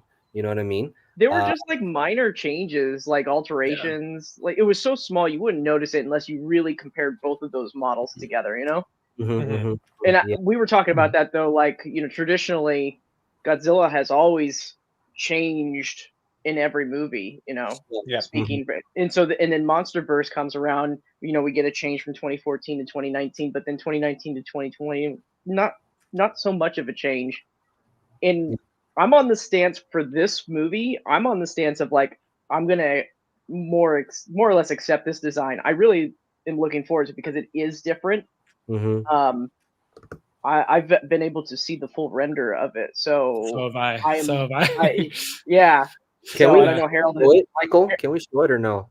No. Well, we I saw it behind closed doors at a place that I can't talk about. So I've seen a lot of things that I can't talk about. But after seeing the full render, and I know Harold has seen it too, it's definitely I like it a lot actually. After I sat about it, I thought about it. I like it. I like the way it's gonna look. How it's gonna animate, that might be a little. We'll have to see. We'll have to see, my right? Judgment. Yeah, that's where my judgment's been held this whole time. There's so much I can't talk about. Are you guys part of Monarch? Is that the secret? Is that what's happening here? Yeah. There's question about going on this behind the scenes. Question though, like I mean, clearly, he's undergone physical changes, but that's appearance. But like, what about like in terms of like his scale? Like, is he taller, or you know what I mean? Like, I'm curious to know about that. I don't think he's changed much in scale based off. I think he's the same size. It's just that I see this as like I don't know about Dragon Ball fans if you're out there. He's going from regular form to Super Saiyan here. He's just about the same size, but he's got a different color scheme. But he's he might bulk up or slim down in a way, because sometimes the further forms of the Super Saiyan, the even more powerful, they're not so much bigger, they're slimmer but faster and more agile in certain aspects. So I've kind of seen this as a Dragon Ball Z form of Godzilla, where he's transforming, and he may be able to power back down. I don't see that happening, but who knows? We'll see how the story decides to tell it. Sure. Now let's take a look at this shot, this frame right here. I mean, I really like this. You know what I mean? But like again, like the pink. You know what I mean? But I don't know. I think it is growing on me slowly, but I don't know. What do you guys think? So for me, like when I first saw the trailer, I wasn't sure what to think. This design has grown on me since. I really do like it, but I think where I land, and I was certain about it after the first time I watched the trailer, is I think that this is going to make for a fantastic Monster Arts or Haya toys. I think this is going to look so cool on my shelf, and I can't wait to see it. Yeah, I can't wait to get the figure of this either, for sure. I definitely want a figure of this. Yes. Definitely. Yeah. Yeah. Well, my first thought was like, oh, it's Barbie. It's Barbie Godzilla. Barbenheimer. But yeah, but we'll see. Isn't it? We've seen the Playmate. Has everybody seen the Playmate stuff that's been going around? Yeah, we'll get to that one. Yeah, we'll get to that. Because I think there's like a crystal. I don't know if you guys have seen that on the box. There's like a crystal on there that they show. Let me find that for you, Michael. Hold on a second, because I have it. I think that has to do with. I think that has to do with what makes. Without seeing the movie, I think that's what they're going for. That's the Jada toy.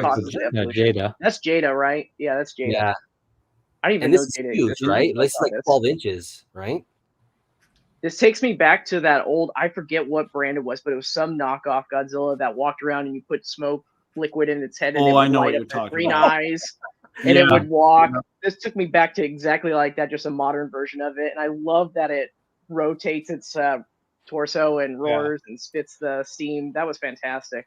Yeah, you gotta get that figure again, have it stand next to this one. That the nostalgia alone would do wonders. I have that. Yeah, I used to have that. I think that was my first Godzilla figure next to the Imperial figure back in the day from '85. Imperial was my first one.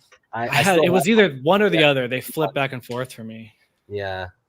I had a small Imperial version and then the large one, and then I got that one that walked with the smoke. Yeah, same here. And then nothing after that until Trendmasters came around. Yeah, exactly. That was we had a dry spell as children. Sure. And this is it's RC, and it's an RC remote controlled. This figure here. Oh yeah, so it's gonna be awesome. Realistic. I might just get that just to have my cat. That's a good call. Chase the cats. That's a great idea. That'd be a fun video to make. Yeah, genius. I love that idea. I was hoping we were going to see more of the. Oh, there we go. Oh, look at it. Oh, cute. Yeah, that's it right there. Nice. So, what is that? That's the crew shirt. That's the crew shirt. Oh, yeah. So were they holding hands in that? I'll show it in a second. It says Australia, Gibraltar, Brazil, Hawaii, Iceland, Italy, and Morocco. Oh, very cool. I love that you're going to real locations. They filmed a lot of real locations. So my buddy Christian Gonzalez, and many people know him as C Guns, got asked by Adam Wingard to design this. He really liked Christian's design for Godzilla and Kong fan art he did for GVK back in the day for 2021 or whatever that was, and he reached out to Christian on Instagram or something, DM'd him, and they became pretty good buddies. And then a couple months later, he got a text asking if he wanted to design this shirt. And yeah, because I'm good friends with him, he had an extra one, and I got it. So it's like this really cool thing I've got in my collection. But I was here to show it is that they had the pink and blue like right from the beginning. Like they were going for that color palette way back when the filming started, so they already knew back in the day that. Sure. And if you look closely, there's a couple of homages in there. Like there's the trilobite, and let me see if I can't see my camera now. The skeleturtle is on there as well too. Oh yeah. Not in the movie. Wow. I mean, that I know that, but like Christian would just want to throw some homages on there. Mike, you spoiled it. It's in the movie. Yeah, I know. Oops, sorry. Legendary would like to know your Monarch's coming to get you. It's the big bad of the movie now. We all know. Yeah.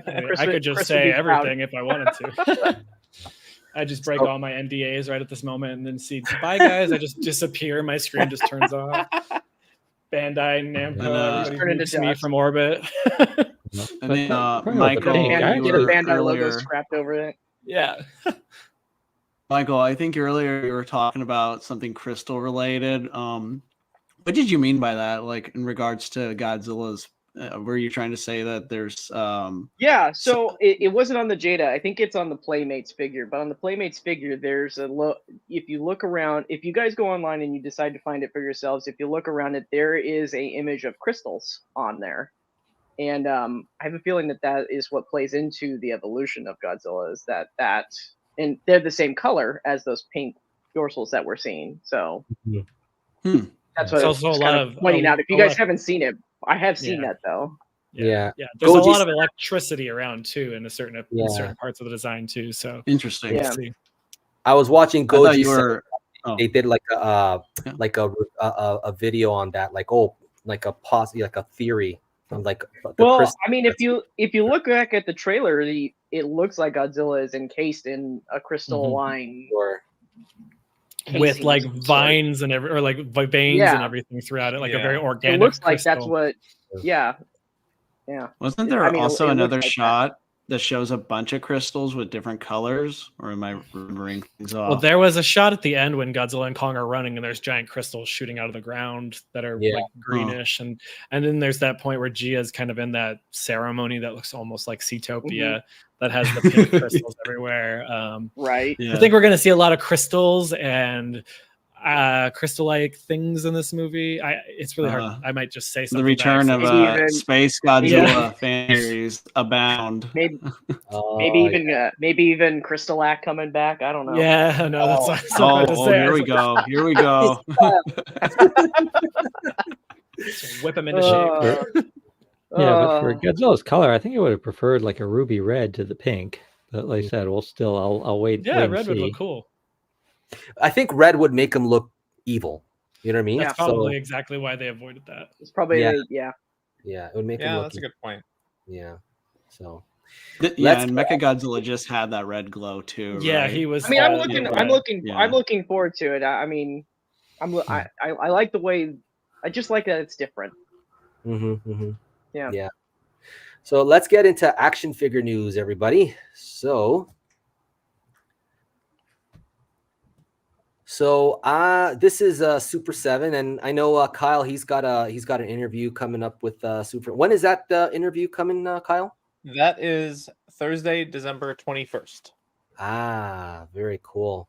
So, like, I haven't. I'll be honest. Like, I haven't been too stoked about Super 7. There has been some figures that I was like, oh, I really want that one and things.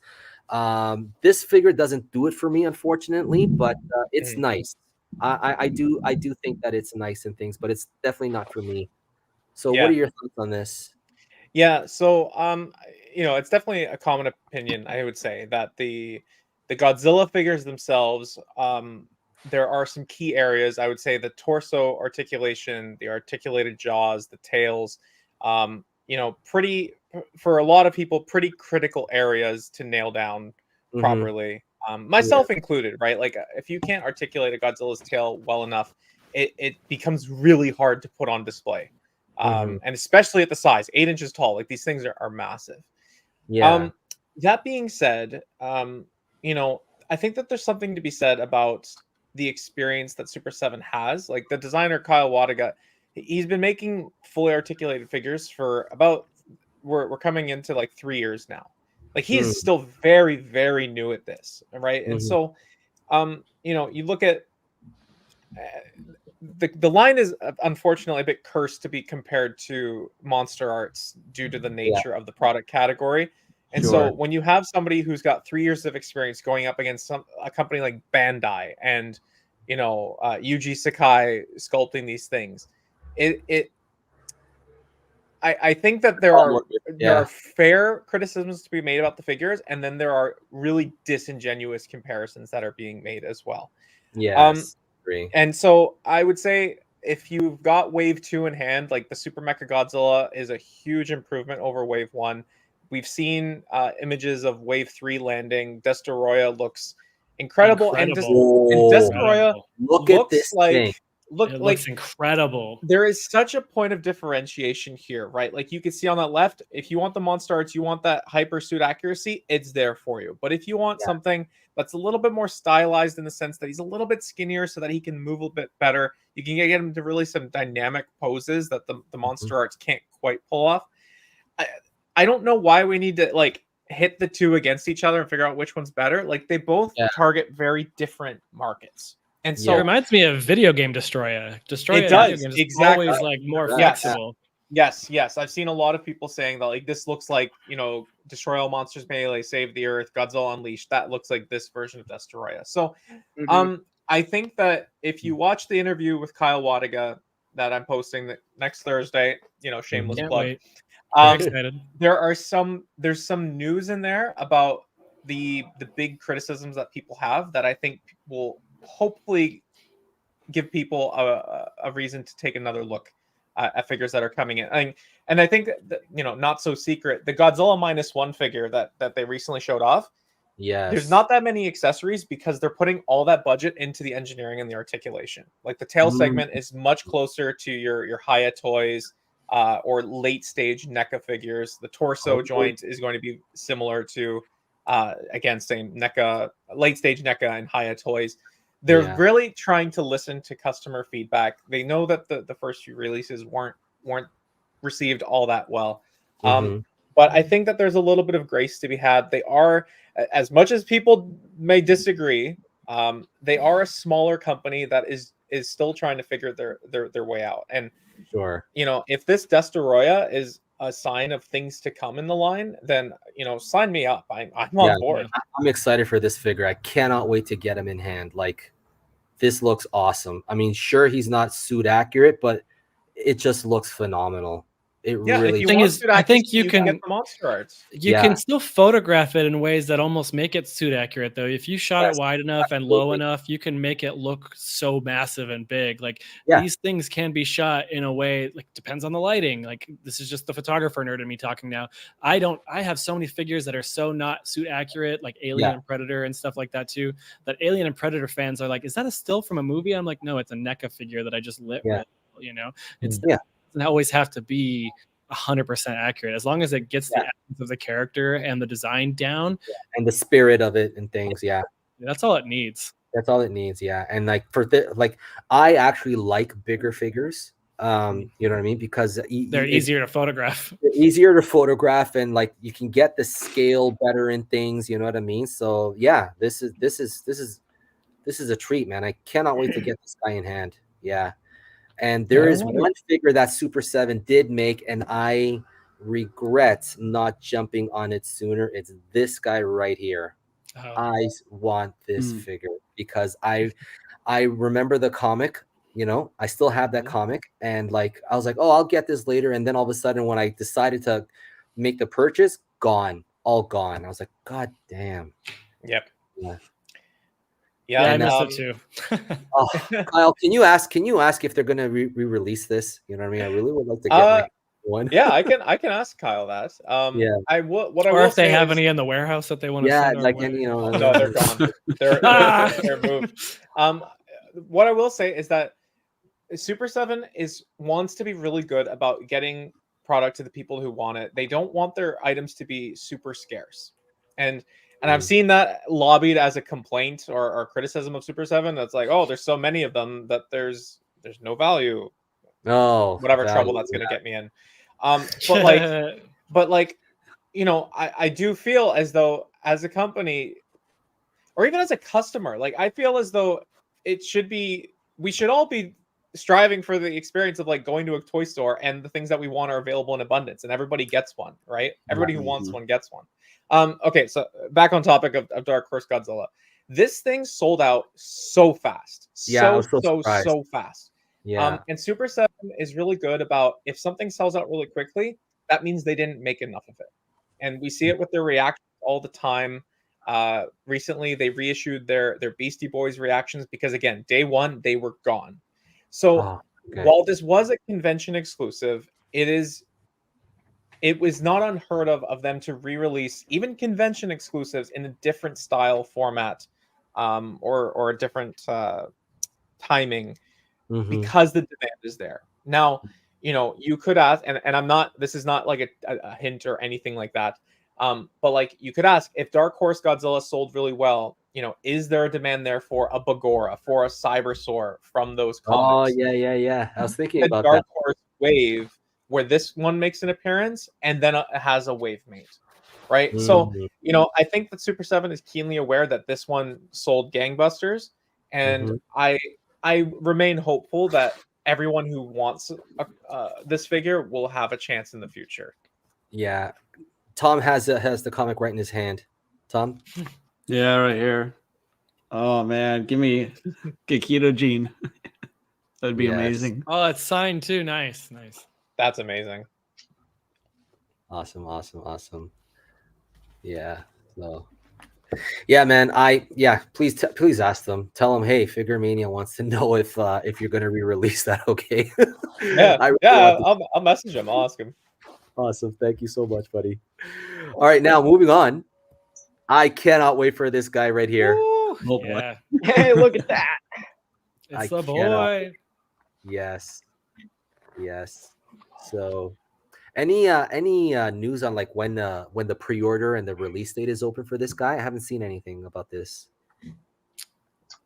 Michael would know more than I. Yeah. So traditionally, if we look back, I can't say officially, but I can just say if you look back at when Hedorah and Gigan were available, when they were released, was the June-July timeframe. And think about when those figures were officially announced. Put all that together and you kind of have your answer. Okay. The way I always like to say it is the figure gets announced usually a year after they've been making and trying to make the whole thing happen, and it's always 2 years. It's 2 years, 1 year to announce, and then after announcement, it's in customers' hands by another year. So they announce it a year after the whole like licensing and everything's been figured out and all that. Then they show this prototype. A following year later, we should hopefully see it in hands, maybe a little less than a year. Yeah. If any of that jumbled garbage made sense just out of my mouth. You should be seeing this one. We'll see this one in 2024. You'll see it then. Yeah. I mean, it's not going to it'll be before end of year. You're not going to wait until 2025 for sure. But you'll see it. They just announced the Red Eyes Black Dragon. They just solicited, I should say, that, and that is a general release for June. So we still have May and June premium Bandai to go through still. So this is a premium Bandai. You can see the logo on the top right. It's going to be a premium Bandai item. So just keep an eye out for that. Cool. Alrighty. Yeah, premium Bandai means it's also not going to be as widely out there, by the way, just so everybody knows. It's usually locked to like you order through their website. So be aware that you may only be able to get this through premium Bandai unless retailers order a large amount through premium Bandai as well and get a big shipment too. So it is best to get on this pre-order when it goes. Awesome. Alrighty. Well, I mean, for the United States, we don't have to worry about it though. Oh, really? Okay. This isn't a full. Okay, I thought this was a full pre-order through premium Bandai. No. So this is no. So for everybody's clarification, just so we get that out there. So for the Godzilla franchise, when it comes to premium Bandai items, they're sold in general stores here in the United States. So that means Big Bad Toy Store, Amazon, E-Night Media. Even if they're web exclusives and they have that P Bandai label, it doesn't really affect us so much. The only times that we've seen an actual premium Bandai sense where we need to go to the premium Bandai US store is for convention exclusives. So those were like the 2019 Color Godzilla and the 2021 Kong figure that was released. But for the United States, if it's got the P Bandai logo on there, it's not a big sweat for us. It's going to still be available through regular retailers. Now, if you decide to import this figure, that means it won't be through general retail in Japan. You have to import through a proxy service or a middleman like Nin Game, Hobby Genki. The Big in Japan does that as well. It won't be available, like Jet Jaguar here will not be available through HLJ, Ami. It won't be available through Hobby Search. So just to name a few, those are the big popular ones that a lot of people usually import from. So, but this one, it'll be available in the United States. Got it. See, I did not know that. I thought that, I know the Dragon Ball line had some stuff that's very exclusive. Yeah. So I did not know. See, the license is different for Bandai. Yeah. Bandai has a million licenses, and every single license has a slightly different way they can do things. And I did not know that. So even working at the company at times, I don't know these things, you know? So they don't tell us everything. Yeah. And this topic specifically gets very confused online. I see it all the time. People are like, "Oh no, it's a web exclusive," and they're in the United States. Like, you don't have to worry, it's fine. The reason why I post it that it's a web exclusive is because I know my audience isn't just in the United States; it's everybody all over the world. So people that are in, you know, in the UK, like, hey, it's a premium Bandai item. You better get on this through Big in Japan because it's probably not going to be available in your country. So that's why I post that stuff on there. Cool. Dropping all the facts. He's always got all the information. He's the best. Yeah, sometimes the first no wonder why people think he makes the figures. No wonder why people think he's the guy. I totally thought that in the beginning. It's been 10 to 11 years of working on this stuff. You learn a thing or two. Yeah. You do amazing, Michael. Incredible. Who pre-ordered this guy? Oh man. Oh yes. Absolutely. Yes. Absolutely. Yeah. Michael, did you I know you're gonna get that guy for sure. Yeah. I get them all. It's not I get them all. I am gonna get it. I don't know how the mouth articulation is gonna work for it, but I am gonna get an extra one so that I can do a custom head if the mouth is not able to close all the way. Because I feel like we see this Godzilla with no teeth showing. Yeah. The teeth are always open like that. I kind of want a version where its mouth is completely closed. So, but I'm going to see how it first comes out before I decide to do that, though. But I'm looking forward to it. Sign me up, Showa, anything. Yeah, I'm still waiting for that Anguirus and King Ghidorah. Yeah, they're focusing on 70s right now, so we're not in the 60s yet. But 70s, hey, 70s was fun. It was real fun. Yeah. I'm still waiting for that 73. Yeah. So is this? So was this the one that was on display at New York Comic Con? I think it was. Yes, I think it was this. I was next to -1. Because it's sort of New York Comic Con always tends to be a bit of a blur to me. It's like because often the first time I see Monster Arts like in person when I get lucky is that I'm at a convention. I'm at New York Comic Con and New York Comic Con will show it. And then, of course, the frustrating thing was the year that they had their were showing the Mechagodzilla, but it was on the central display that was spinning, and so it's like I was trying to shoot video of it, and the thing kept the thing was like spinning around, so I had to so it was like really hard to sort of like wait for it to come around again. It's like I'm shooting video, and I said, okay, let's wait for it to come around again. Then here we go. We get a glimpse of it. But I'm glad. I'm glad they do. There are. I'm glad they do bring these things around to some conventions. Yeah. To answer JC's question, would anyone here be interested in SH Monsters doing a run of Gamma Rebirth villains? It is on the list. As you mentioned that, right, Michael? That it is on the list. They have everybody on there, I think, except for I don't know how to say it, Virus, or that one's the only one that wasn't there from the Rebirth, but everybody else was there. Okay. We'll see if that changes. We'll see if that changes in the future. But for now, that's the only one that wasn't listed in their targeted list. Doesn't mean that it can't happen though. Just the idea of these lists that I put out for everybody to see is, I mean, it's from their surveys in Japan, and I call it a targeted list because this is what Bandai's interested in making, and they want your feedback to tell them, make it, basically. So, but there's been other things that come out that aren't on the list, but again, those have to do with like anniversaries, reissues, and stuff like that. So, but I will say that because it's on the list, everything that has been put on these lists has been made. So make of that what you will. Cool. And it also depends on sales too. So if the Gamma Rebirth figure sells a lot, it makes sense that we would start to see more. And like Michael said in the comments, it would make sense we would see more. That's how these lines work. If one works well and sells well, we will see more. That's why, like Singular Point, we haven't seen a ton more because I don't know if the sales There's a have ton been of them on the market still. Yeah, I see them everywhere I go.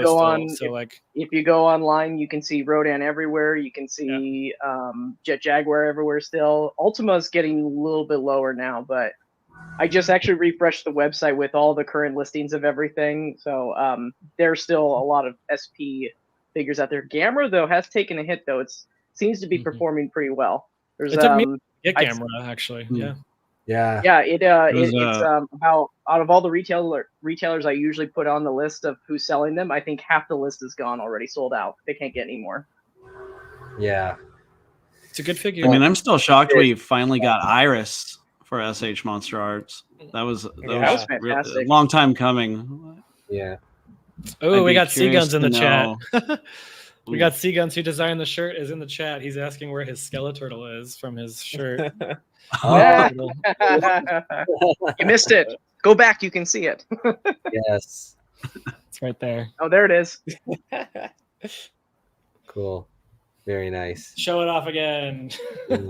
So I ran out. Okay, let me tell you a little story about the -1 figure. For some reason here in Taiwan, my pre-order got canceled for -1. Remember, Michael? I was like, Michael, your Monster Arts pre-order got canceled? Monster Arts pre-order got canceled for some reason, right? Yep. And I was like, oh God, what am I gonna do? God doesn't want me to see -1 or have the figure. Oh my God, So then, watch you hate the movie now when you see it. He's asking me. He's like, "Can you pre-order it for me, please?" I was like, "Let me check." Yep, it's available in a lot of places in the U.S. He's like, "It's nowhere here. It's gone." Yeah, but then I was like, I know that here in my town, here in Tainan, they just opened up a store. I think it's like a Bandai store. You know what I mean? I don't know if it's affiliated in any way, but they got a lot of cool stuff in there, like Bandai stuff in there, right? And I was like, I'm gonna pop in there to see if it's there, And then my wife tells me, she goes, so I'm about to go out the door. She goes, where are you going? I was like, I'm gonna go to this store. I want to go see if Godzilla -1 is there. She goes, we'll go later because we bought a secondhand minivan, a Toyota Sienta, and anyways, we're supposed to go pick up the vehicle, and she's like, no, we'll go together. I was like, okay, fine, right? So on the way there, the car company calls us, hey, can you delay, come in like an hour and stuff like that. There's something's not ready or whatever. Okay, fine. So then my wife's like, okay, let's go to that store that you wanted to go to, right? So then I go there and I'm like looking around and this store's packed, right? And then I'm like asking my wife, hey, can you ask them if like the SH Monster Arts -1? She goes, no, you ask them. You're translators. You ask them. She's like, okay, fine, right? And then I'm walking up to the counter, and then out of some stroke of luck, I see a guy coming in with this big box, right? And it says Bandai on it, right? And then I go right to the guy, and then I'm looking at the box, Godzilla 2023. I was like, oh, it's here. It's here. And she's like, calm down, right? Out of the box and puts on the shelf, and like as soon as like it hits the shelf, bam, I snatch it, right? I was like, finally, right? And she's like, are you happy now? I was like, I'm super happy, right? but then like it was a little bit more expensive than the pre-order. I was like, I don't care, I'm getting it, And that same day, I pre-ordered this guy on like a couple hours earlier. I pre-ordered this guy on the Super 7 website. So I bought 2 -1 Godzillas in one day. There's nothing wrong with that. Sounds healthy and normal and completely like there's nothing wrong here. Yeah. Oh, yeah. So Super 7 Ultimates Godzilla -1 here. It's made with the CG files from the movie. You'll learn. Kyle will talk about in the interview. It was actually incomplete file. When they received the file, it didn't have the eyes, it didn't have the claws, or little things like that. So those details are actually filled in by Kyle himself. He designed the eyes, the claws. They had to do a little bit of reworking of the scales to make sure that there was a clearance for the movement. It is very light on accessories compared to other figures in the Ultimates line. I don't care. This thing looks good. I want it now. Yeah. So that budget has gone towards the engineering. So the tail segments are segmented more similarly again to that Haya and later NECA. The torso, if you look at the existing Ultimates, it's more like the lower waist kind of cuffs the upper waist, or the upper half of the torso, and this is inverted. So it's more familiar what we've seen, where the top sits on top of the waist and can sort of pivot around it. So this really does mark, I would say, a turning point in the design philosophy of Super 7's Ultimate figures. And if you're a big fan of this scale, I hope that people support it, because it looks amazing, and it is going to be so much bigger than the Monster Arts. I don't think if you don't have one of the Ultimates, then it doesn't. Oh yes, Mike's got us. And again, I'm not saying that to slight the Monster Arts. They can coexist in two different lanes. But if you are really going for that size factor, this is. Look at that. Yeah. That's the biggest SH Monster Arts head to toe. This is like inches, right? Now let me grab -1. You have the movie or the you have the Monster Arts, right? Yes. Yeah. So you can see it there. It's going to be I've got even so big. I think it might be even bigger with the figure, the Super 7, because he's 8.4 inches to the top of the figure. Yeah, I think. What is the size of that special figure arts? I can't remember the size of that. This one? Yeah, that's 8 inch. I believe. Maybe Michael can correct me, but I believe it's 8 inch. Yeah, Michael, do you remember how tall that guy was? Not off the top of my head, but let me look it up real quick. I have it on my website. I've got a Super 7 here next to a figure arts, and you can see that they are much bigger. Yeah. Okay. Hold on. Keep that up there, Michael. Hold on. Yeah. Hold on a second. Yeah. So this is the Power Rangers Ultimates, and this is just the Final Wars. I mean, he's hunched over a little bit here, but you could just see the beefiness of this. Just so that one. The triple K 1989 is 8.25. Okay, so almost the same size. Yeah. Wow. So as soon as I saw this, I was like, that same day, I did my class or whatever, and then I told my wife, hey, I pre-ordered this and stuff because my SH Monster Arts got canceled, and I'm speaking to her in this tone right now, and she's like, oh, I'm so sorry. She's like, I'm so sorry. She's like, well, we can have dinner now. Yeah, but question, is this a render, or is this a physical thing that we're looking at in the photo? That is the render. Yeah. Okay, that's a render. It's hard to tell that it's a render. Jesus Christ, look at that. The lighting doesn't match the buildings as much in certain spots, so for me I'm able to see it. The fog looks like it's digitally added and stuff. So yeah. As far as I'm aware, they have not shown off a resin prototype of anything yet. They do tend to do a promotional video for the wave or for the releases closer to the end of the pre-order window. If the resin exists, we will see it in that video. If not, we will probably see it at San Diego Comic-Con. We will probably see more than the resin. I would imagine we'll see tooling outputs at that point. How far away are we from the release for this figure, Kyle? It's in September, right? Estimation is September. Yeah. September. Yeah. That's the best part of being a collector, is that pre-order, and then you might forget that you pre-ordered it, and a whole year later it shows up on your door. Yeah, no. You think it's a gift at first, oh wow, yeah, no, thank you. Me, appreciate it past me. Yeah. Will it have the same toe articulation too as the SH Monster Arts? Do you know, Kyle, or not? I don't believe so. Okay. Yeah, as long as the tail can articulate well, I think. It looks like it does. It's got notches all the way down. It seems. It's got notches. The previous figures also had the notches, but the difference here is that the segments are connected by double barbells. Oh, okay. Yes, and which is a new articulation scheme for the Super 7 Ultimates.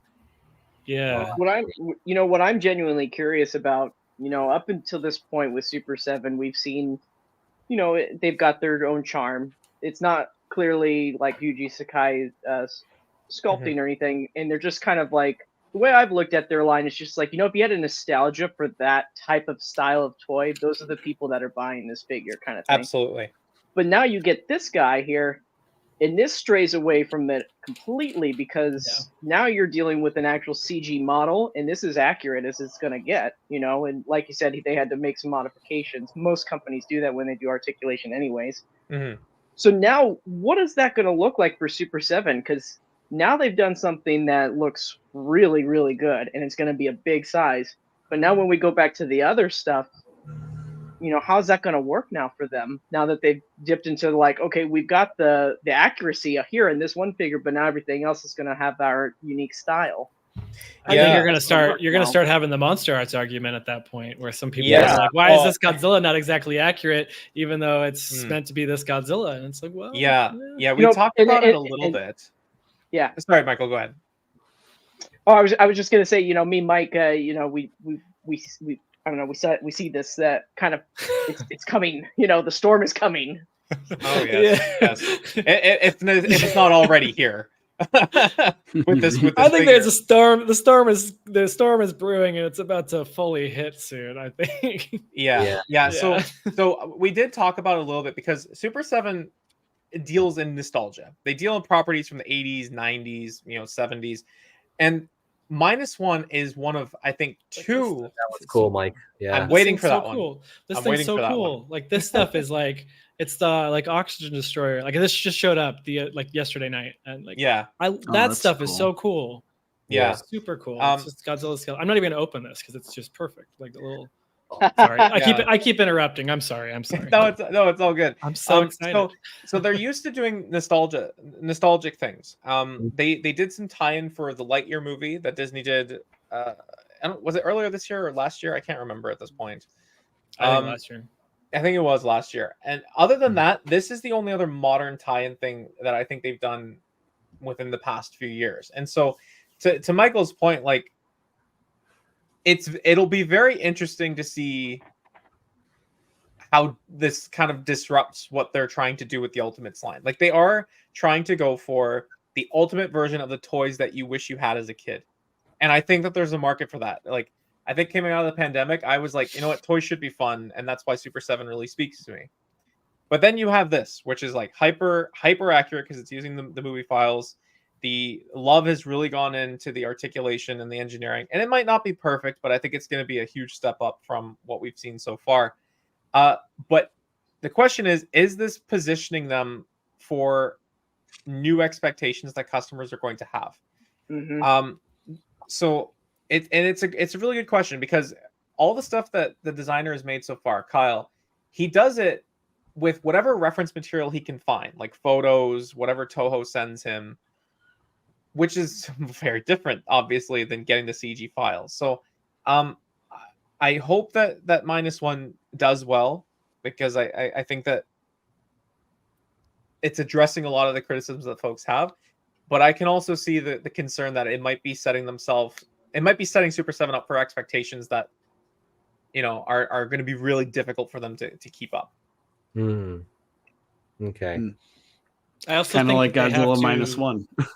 Yeah, fair enough. And I think there's also, maybe just in general, the people that don't know how these figures are made, just on a casual side, they look at it and like, well, if they do that, why does this one look this way? Yeah. And to people like us, we all know, we're aware, like, that's a 3D file, that's why it looks this way. I'm getting flashbacks to NECA when the original 2014 NECA Godzilla came out, and everybody's like, that looks so good and everything. And then, it's just like, there's maybe more education could be used out there for everybody. That's just like, hey, the reason why it looks so good is because of X, Y, and Z CG file and stuff. And that's just, I think the other ones, they don't use that. I think that also will play into how the final product looks compared to the CG file we get here too, because this file and this render looks incredible, but the final product, we don't know how close. I'd like to believe it's going to look as close to that final render as possible, but we have to have that proven to us first. And sometimes they don't, so there's going to be like, okay, why are they showing us this if they're not delivering this too? And we hear that same thing with Tamashii and Bandai and Figure Arts and all that kind of stuff is, well, the prototype, the resin prototype is easier to sculpt the details opposed to a mass-produced product. So there are always these nuanced and fine lines that not all the regular customers understand, but those are also critiques that are kind of valid too. Why does the render look this way if I'm not getting this when the thing shows up too? Yeah. So they really have to, like, they showed us amazing figure here with this render, but they have to deliver one too, I think. Absolutely. Let me answer this question. Who's got the best SH Monster Arts Godzilla collection? Michael Shipman. It's gotta be Michael, right? This guy.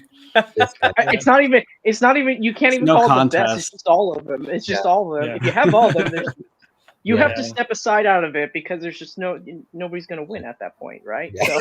So we all have our own. The guy who doesn't have it all. Yes, we all have our own collection. Yeah, it's not the best collection. It's all who's our own collections.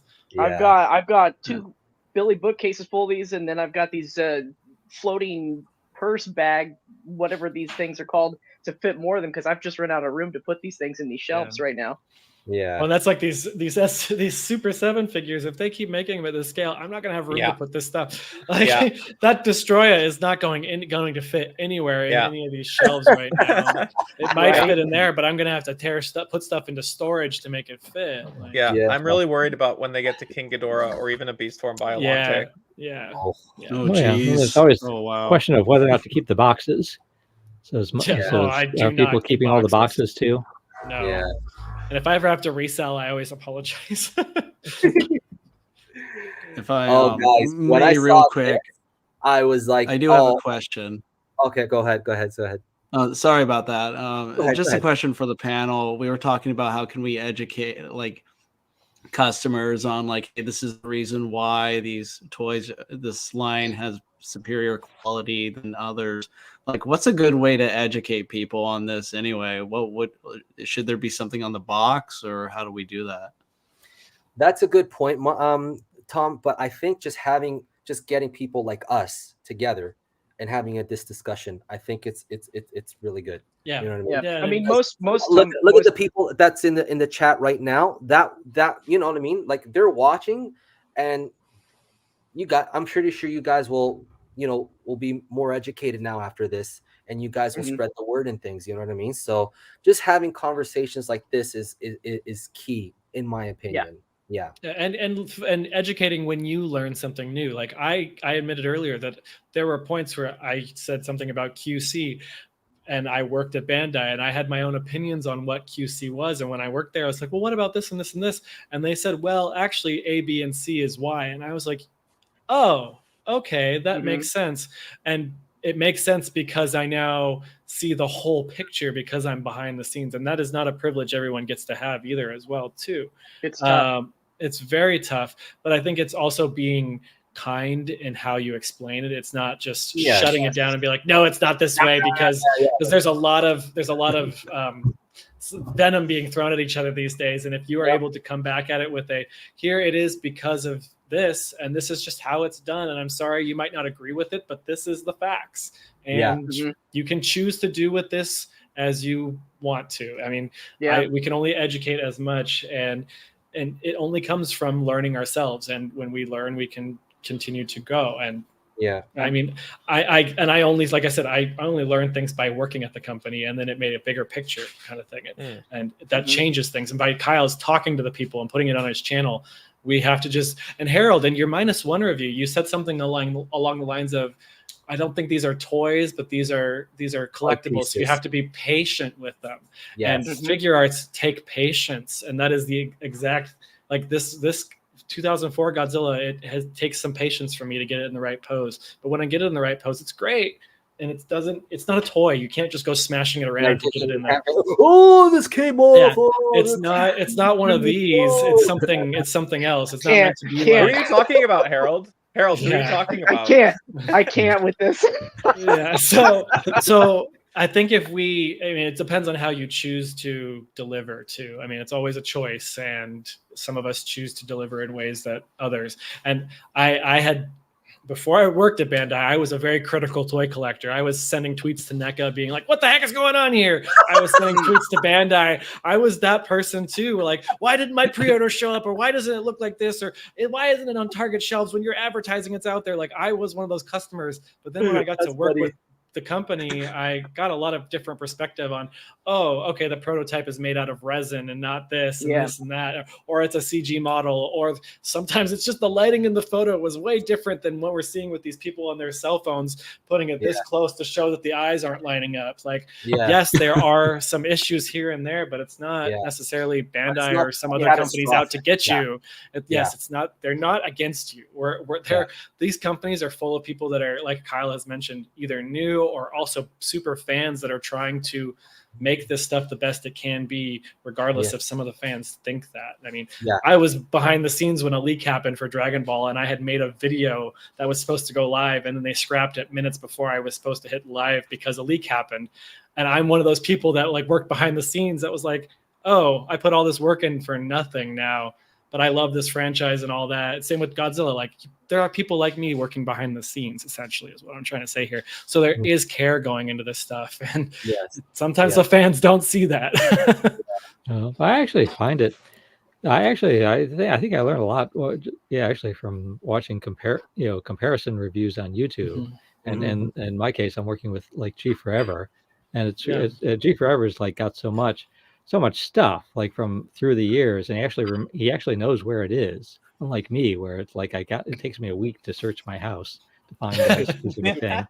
But it's like, actually, it's like, again, especially looking at like two figures from two different companies like side by side, all of a sudden you can like notice like all the details and how they're different. And it's sort of like nice. Yeah, it's sort of nice to see. It's like, oh, maybe this knows the difference, and maybe explains that's why this one costs $10 and the other one costs $20. Exactly. And sometimes, like with the Haya versus Monster Arts, like sometimes people have to pit them against each other. But there are people, I like to be one of those people that I don't necessarily find that one's better than the other. I find that one might have strengths that the other one doesn't have. Like the Haya 2019 Godzilla looks so much better than the 2021 Godzilla, more accurate. But I personally feel that the Monster Arts moves better than the Haya figure, in my opinion. And that doesn't necessarily mean that's correct. That's just how I feel about it. And I'm able to pick what works and see that each one of these companies has a strength and maybe a weakness. And as long as that conversation can be done objectively, then it's a constructive conversation, not a destructive one. You know what I mean? Because like we did a Haya versus SH Monster Arts, but it was all from an objective opinion and things like that. You know what I mean? Like, we weren't bashing one or the other over it. You know what I mean? But like, and I think that these conversations are important. You know what I mean? To like, again, help educate and like help people decide what they want to buy for themselves. I don't think if you're having that conversation, you're automatically you're stoking division into the community. I don't think that's true at all. So one thing I've actually Mike mentioned lighting, because actually that's one thing we've been like trying to like pay more attention to recently. Like G Forever got one of those, like I think the Prime 1 vinyl legendary Godzillas. And it's like we're looking at this thing, and just like the way we light it, we shine a lot of light on it from from two sides, so that looking at it that way, it's like, oh man, it just looks so flat. And then that's like, so then it's like we pull that, and then I noticed it's like, well, what did the promotional photos look like? In the promotional photos, they used like one light source, like a shadow, with lots of shadows. Because it's like you can see those details in the sculpt. So we were trying to point out, it's like, I think the way you light this matters a lot. Because like we showed, like when we tell people, like the way we're lighting this right now, it really does make it look flat. If you had like one source light instead, just one light from one direction, then you could get the shadows. Because because they really didn't paint do variations of paint to like to emphasize the the details, whereas other companies will have like different shades of paint like in the cracks, so you can see the details and the three-dimensionality more. But yeah, it's like I think that's so again, that's one thing we've been thinking more about lately, is like, it's like how good it looks depends on how you're lighting it too. Yeah, you rarely will ever see a company white background fully lit with no shadows. You'll only see that on like an Amazon listing or something like that. Most companies in their promotional photos or any of that will have a little bit of a dramatic lighting source to kind of make the thing pop and look fancy, and it shows the details and stuff like that. Yeah. And that's completely true with all toy companies, from Monster Arts to NECA to even the render we saw there of the -1 Goji, it had very specific light so we could see the shadows on the textures. Sure. Yeah. I just want to say, like, Harold, I think you're so right that when we have these conversations, they need to be done in good faith. Yes. Because I feel as though it's thank you, Mike. I think that there are people that like Monster Arts, right? That's their thing, right? No problem. I have no problem if Monster Arts is your thing.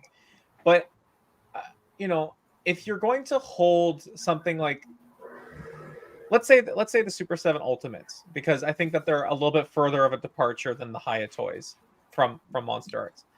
But if you're gonna hold the Hiya, like the Super 7 stuff against Monster Arts, I just feel like there's something so disingenuous about that comparison when they fundamentally go for different things. And that's not to let Super 7 off the hook, because I think that they can do better in how they market what their goals are. I had a whole video on that I do think you shouldn't have to watch an hour-long interview with their designer to get the sense that they're trying to make a really fun toy. But yeah, just have the conversations in good faith. Like, when you're taking photos of a product that you're not that keen on, make sure the lighting is good. Don't put it in a decent pose. Like, you should try to find every reason to stand up for the figure, even if you don't like it. There's just too much tribalism, whether you're Monster Arts or you're in the anti-Monster Arts, whether that's Super 7 or Hiya toys. Like, there's just so much I don't like about the current discourse around collectibles. I don't think brand wars. I think the brand wars are stupid when we should really be celebrating all the different stuff that we have. The tribalism really doesn't exist. No. Like, I got called out a trader. Oh, Harold, you're a trader to the SH Monster Arts. Like, why? What? I mean, like, what do you imagine me showcasing a Hiya figure? Whatever. Yeah, you would break the internet, Michael, if you did that. See, I see this all as a lack of imagination too, though, because I see that destroy a figure, and that is going to scale really well with certain other figures. Or, like, I'm going to use Ninja Turtles here, like this Slash, which I got from that stupid sale that was so cheap, going to like a NECA figure. He looks like a beast on this, and I could take such cool photos of that. Yeah, like, it absolutely. You can make them work together if you choose to. It's not necessarily that they have to be fighting. And I even saw this. We're seeing the same thing with -1 versus the Monster Arts versus Shin Godzilla. Like, I saw people saying that Shin Godzilla and the director were a hack, quote unquote, because this -1 did more for them than. It's like, no, the person's not a hack. They made a successful movie that we wouldn't have -1 if they hadn't made Shin. Like, it's like, it's different. It's just different. It's just a different. We wouldn't have -1 if. You're right. You're absolutely right. Yeah. We wouldn't have Hiya toys probably if we weren't from Monster Arts and NECA. Like, we all get all these things are learning from each other to make other figures for themselves and the best possible thing that they can make. So everybody's learning from each other. Like, we're even seeing that with the -1 figures all across the board. Like, everybody's. I mean, we also have third-party people. People like you and me just making stuff now, being creative. It's just we're getting a lot of different options that never ever existed before. Yeah. Sure. And it's fantastic. Like I said, like growing up, it was Imperial Godzilla for me, and then Trendmasters, and then nothing else. Yeah. Jurassic Park toys to add to it. Yeah, exactly. And there was just nothing. I think it's just maybe there's a generational difference, just that people that just start getting into the stuff now, that just have so much options, and they just like, well, this brand A is better than brand B now, versus maybe people like us, where we kind of go into it and like, well, this is a lot, and we can consume all of it. This is fantastic because we have different options, and we can choose. That's the best part. We can choose. If you're like, you don't have to get it all. Yeah, you don't have to stick to one, and you don't have to get it all either. You know what I mean? Just get what you like. You know what I mean? I can't afford it all. There's no way I could afford it all. No way. No way. On my shelves, I don't have room for it all. Right. I mean, I have one X Plus Mechagodzilla figure. That is it. That's all I'm ever going to have. That's all I ever need. Maybe something down the line, but that's all I ever need. Except this one right here. Yeah, but it's like, there it is. I mean, is it really X Plus though? I mean, it is X Plus, but it's like not X Plus, you know. It's their new Toho Maniacs line, but yeah, and I have actually the Sarazawa and the Zillion. I have those guys there. I found some. I have an idea for the Zillion for a later photography thing, but this guy is going to scale well with the 1972 Monster Arts and for Gigan and the Godzilla figure, so it's going to fit in just perfectly. Because before this, I had just purchased the cast ornament figure. Yeah. So I was just like, oh, I guess I'm going to get this one. And then they announced this like 2 months after that. I was like, oh, well, this is going to be just as good. Yeah. Cool. Very nice. I'm looking forward to this. I have this one on pre-order. Yeah, me too. And I got this guy on pre-order too. Because I don't have one in my collection. Shut up. You don't have that. You don't have it pre-ordered. What are you talking about? You have it pre-ordered. You're a traitor now. What are you talking about? Oh, shots fired. Here we go. Oh, God. Traitor. He's going to switch to only X What was it? Now. Yeah. An hour ago, we were like talking about, man, it's so good to spread positivity in the community. And now it's like, traitor. How far we've fallen. Dark side of the moon. Yeah, I got my baby here. I'm looking forward to that. Crap. I am looking forward to that figure though. It's different. It's different. How am I supposed to put Holy this moly! What the heck? It's got cat hair all over it because it's so big. Like, it's just I'm looking forward to the Omega Beast one. I cannot wait for that one. Yeah. I don't know what to even do with this. It just sits on the floor next to me here. Like, oh yeah. Don't make them big anymore. Why did I even get this? It's great. I got a couple of big ones myself. I got the 89 at Gigantic, and I got the Omega Beast Godzilla. I love that thing so much, and I'm still waiting for that Mezco giant Godzilla. That should be hitting your shelf soon, probably. I think that's starting to ship now. Like, I was watching your video, Kyle, about who wants that? Me, I want that. Okay, I didn't say who wants that. I said I haven't seen anyone fired up about it, and you proved me wrong. Yeah. It is a pretty big chunk of cash though to get it. So it's a big chunk. Yeah. It just depends on what you want out of a figure, you know. If you're looking for that, Harold likes bigger figures. He's gonna dip into it, you know. Yeah. Oh, yeah, but see, I thought I liked bigger figures until I got this giant Shin Godzilla, and I was like, oh, maybe I don't like big figures. What am I gonna do now? Get a leash. Heisenberg's trying to say something. It's getting a little out of hand. Like the big figures keep getting bigger and more expensive. Like the Prime one diorama of Godzilla and Kong. You know, with where that they're whole jumping street through scene. the buildings and everything. Yeah. Oh yeah. And of course, where are you gonna put that? Of course, Easy Hobbies making their own King Ghidorah. That's Omega Beast King Ghidorah. Which isn't there like a Wonder Dragon series or something, or a brand called Wonder Dragon? Isn't that also a thing? I forget what they're called. Yeah, something with Dragon in the title. W Dragon, they're doing their stuff too. Yeah. Remember when Bandai did life-size 1991 Godzilla? Oh my gosh, I forgot that about limited thing. I've never seen anybody ever post photos of owning it. I know that they've sold it. I just don't know who owns it. Yes. I have a theory about this, that there is just a market of high-end collectors. They're collecting the Spiral Studio stuff, they're collecting the Prime 1 Studio stuff, and they just have so much screw you money that they don't feel the need to share on social media because they don't care what other people think. That's my theory. I want to get pretty good theory, to be honest. Like I saw that XM, what's it called? Was it called XM or that Yeah, that theory is not too wrong. It's not very wrong theory. I know for a fact that some higher financial people definitely live like that. Okay. My boss was one of them. I mean, admittedly, if I owned the life-size 1991 Godzilla, I probably wouldn't post photos of it because I wouldn't want people to try to find out where I live to take it. Yeah, I would. I live in Taiwan.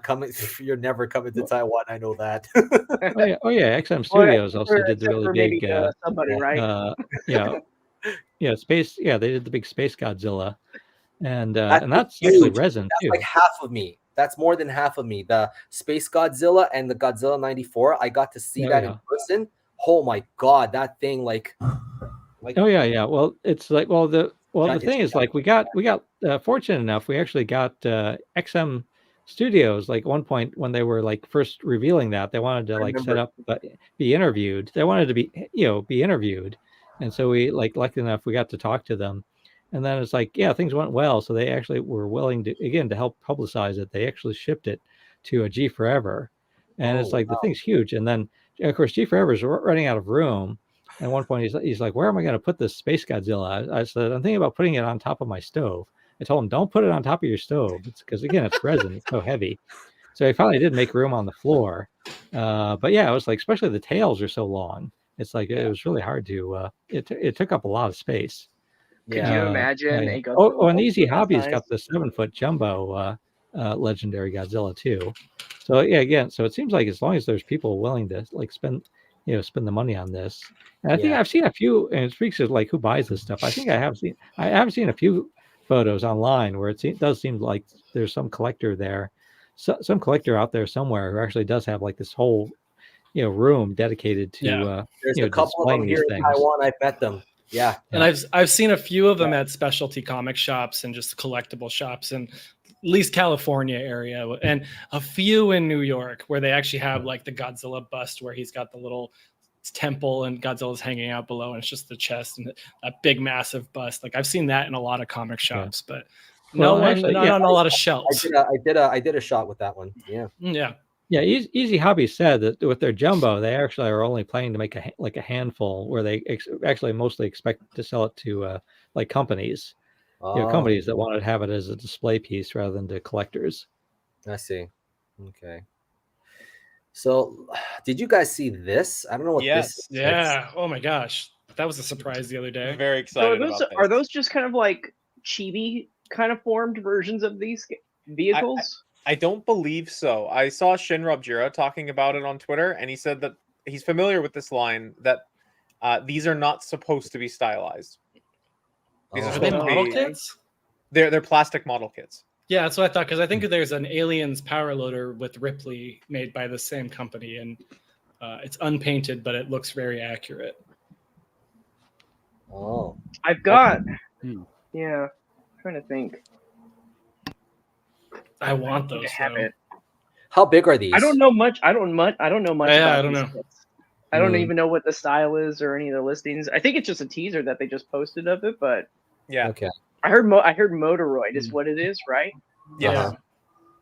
I look at them. I just feel like they look smaller than they're supposed to be. Like they've been smushed. Okay. All right. So I'd like to see more. Did you see this by Spiral Studios? I really want this, man. Do you see this? I need a good 84 figure. I don't have one that's very accurate. This is like that's one of my favorite designs.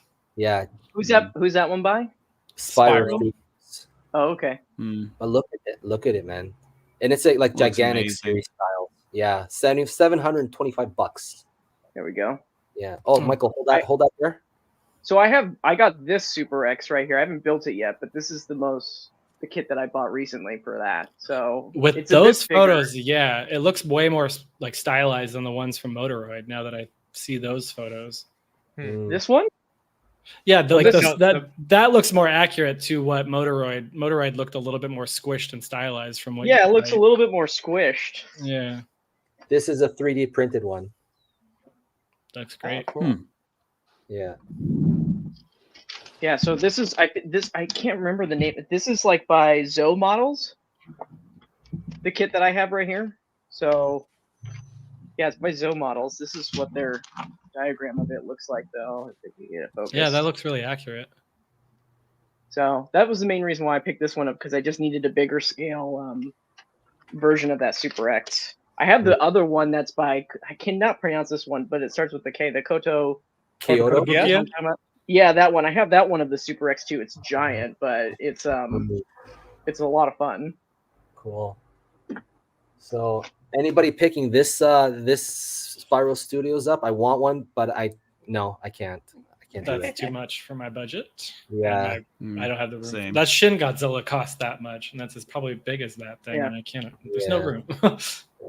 No, I need a new house. My thinking is, my son will eventually. He's 4 now, so if I plan and save now, in like maybe 16 years, when his room becomes available and I've saved up enough, I might be able to start collecting more of these. So yeah, it's one of my favorite. This is like the first Godzilla movie for me. I mean, I love this design, but it's just I don't have the budget for it.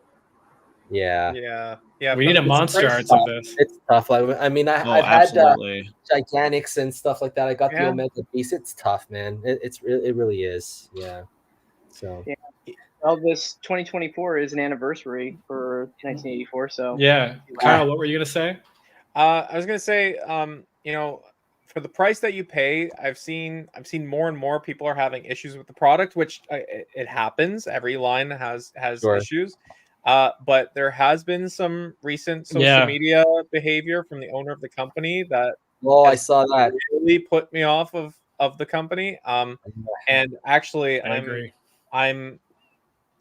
Someone reached out to me on Twitter because they're basically collecting a pool of this type of interactions, and they would really like for someone to kind of cover it and talk about it. So I'm waiting to see what they produce, but I might be making a video on it because I just feel like if you're going to be charging this amount of money for your products, to act like a complete jerk when people are saying, hey, this is wrong. I don't think it's right. So that's my current hang up with. Right there with you. I was absolutely disgusted with what I saw, and I do not want to support this company until I see a statement or a corrected behavior. And I have yet to see any of that. At least in my eyes, it could have happened, but I haven't seen it. I don't want to support this stuff if it's gonna be that's the case. It looks great, but I can't support somebody who's gonna be. I'm not gonna add to their bank account if they're gonna act this way. Okay, so off the list. Unless they change, like I said, unless they make a statement or change their ways, I would love to, but I'm not going to until. Let's go back to the beginning for all the figure releases, SH Monster Arts and Haya. These are figures that I picked up. You guys might be a little bit different, so you guys let me know. You guys can chime in. But this Rodan figure back in February, great figure. Anybody picked up on this one? Has not landed in Canada yet. No, really? Yeah, really. Whoa. Okay. Yeah. Anybody? This is a great. So is this the Haya that we're looking at? That's the Haya. Yeah. Yeah. What really floored me was the bendable wings. The bendable wings. Yes. Yeah. I want to get my hands on it. I haven't felt like how it works and everything, but that just sounds really cool. Yeah, I have the monster arts, but this, like, I love the way you can get the wings to do that bendy, like the twirl he does in King of the Monsters and stuff. Yeah, I still have yet to do a shot like that, but like, didn't they just announce like the tips of his wings are going to be a flamed version or something like that? Yeah, see, but that's only like if you have like black lighting under it. Yes. Then you can see UV lighting. Well, I have a lot of that. This is UV lighting, so it's perfect. Yeah. And I love this release. This was a awesome release this year. Beautiful figure. Yeah. Mm-hmm. Yeah. Awesome release. I have it right here on my desk, actually, right behind me. Right there. Yeah. There it is. I didn't hear any I've been staring at Michael's Mecha King Dora for almost the past hour. Yeah. It's a beauty. I love this figure. They did so many small but effective improvements on this guy. Yeah. Compared to their first release. And it's just like if there's a Mecha King Ghidorah to have, it's this one. Get it. Yeah. I'm so happy. I was so impressed with this figure. Yes. Yes. And Michael, thanks to your post, I got my middle head to like look really far down. Right? Yeah. It look. I don't know if I can show it very well here, but like he is looking almost straight down to 91 Godzilla there. It's hard to see with this angle, but he is just looking down, and I couldn't get it to do that until I saw your post. Yeah, the trick is to overlap the pieces. You know, you take these pieces and you overlap one another, and you can get extra articulation out of this compared to the first release. The first release, I don't know. I think that the segments or the ball joints just maybe might be a little bit longer. I don't know what's different about it, but I can't do it with the original as much as I can do it with this one right here. And you can really get some really great range. And that is that patience we were talking about earlier. When you can take your time with these figures, there is sometimes, it's not hidden articulation, but that's a good way to put it, is if you take your time with it, you will really find a way to make these figures work and do what you want them to do. Yeah. It just takes a little bit of time, a little bit of patience, heating them up. Sometimes a part might pop off here or there, but it's designed to do that so it doesn't break, kind of thing. You know, like there are reasons why they do that. What? Oh my god! Oh no! It's comedy hour here. I was not expecting that noise. I was like, where'd that come from? I don't know where that came from. Anyways, I'm like, oh no, my ringtone. This is so embarrassing. My video gamer voice kicking in when I'm joking around. Anyways, I appreciated this release because I didn't jump on the original release of the first Shin Godzilla, and then I was like looking for one, but then when they announced that they were releasing the nighttime combat version, I was like, yes, and it's translucent red, perfect. You know what I mean? So, thoughts on this one, Michael? You know, originally when the promos came out for that, I was just like, man, another Shin Godzilla. I'm so over this design, this character, this release. But I understand why it was out was because of the collaboration that they did. That's probably the only real reason why actually it came out in the first place, was to cash in on that collab. But I have to tell you, after owning it, it is my number 2 figure out of all the Shin releases right now. Like after doing photography with it and everything, this is my number 2 out of all those Shins. It used to be Awakening was pretty up there. The maquette figure, if you got the Godzilla store, that's my number 1 out of all those releases. This, and then it was Awakening, and then it was the original reissue, and then the first one that came out, that was at the bottom of my list. But this one, it's actually, I think it's better than the Awakening, and it's only because of those translucent pieces. Awakening has translucent dorsals, but as far as, and it's funny because actually the actual figure is transparent plastic, but it's been painted over. You don't get those same effects that you do with the night combat. So I really do hope, as much as I said I was burnt out on Shin, if they do reintroduce Awakening like as a decisive battle variant, that they borrow what they did from night combat, because I think that would look phenomenal. I'd love that look for multiple, like the future Atomic Breath versions and stuff like that, where they just paint over the skin on top of the translucent mold. Yeah, like, they kind of did that with the poster Godzilla too. The poster Godzilla they did. 2019. That looked great. And then you got the 2021 Godzilla where it's just straight paint and just like it doesn't have that same feel, that same effect. It's just painted on, you know. Yeah, I hope they re-engineer like the jaw and everything, the head. So like I want to be able to close his mouth a little bit more. You know what I mean? He's always got that gap, you know. So I mean, if we're 5 releases into it at this point, I don't think it's going to change. I know. I have very low expectations for changes on the mechanism for the head. Sure. So moving on to, this is Haya Toys Mothra. This was a solid release from Haya Toys this year. That the wings are flexible. Like I did, like in my review, I did, bend the wings. but like just to show like how flexible they can be. But like, no, you shouldn't like do that like repeatedly. You know what I mean? Like you can't get a hair dryer and like fashion it. Like if you wanted to make it, give it that nice, that flapping look and everything. But then like people like, Harold, why are you doing that? I wouldn't do that. Fucking God, is this how you hear those people, man? Yeah, that's how I hear them. Why are you doing that, man? When I see comments like that, I automatically read it in my mind with that kind of voice. Okay, you need to record yourself, Harold, just responding to comments in that voice. You could start a whole new series. We need to do like that on TikTok. I know. We just need to do like little mini series with the figures talking like that. Yeah. Oh, man. Yeah, Godzilla, look out! You got competition now. Yeah. I would love that. I would watch all those videos on repeat, man. God. Oh yeah.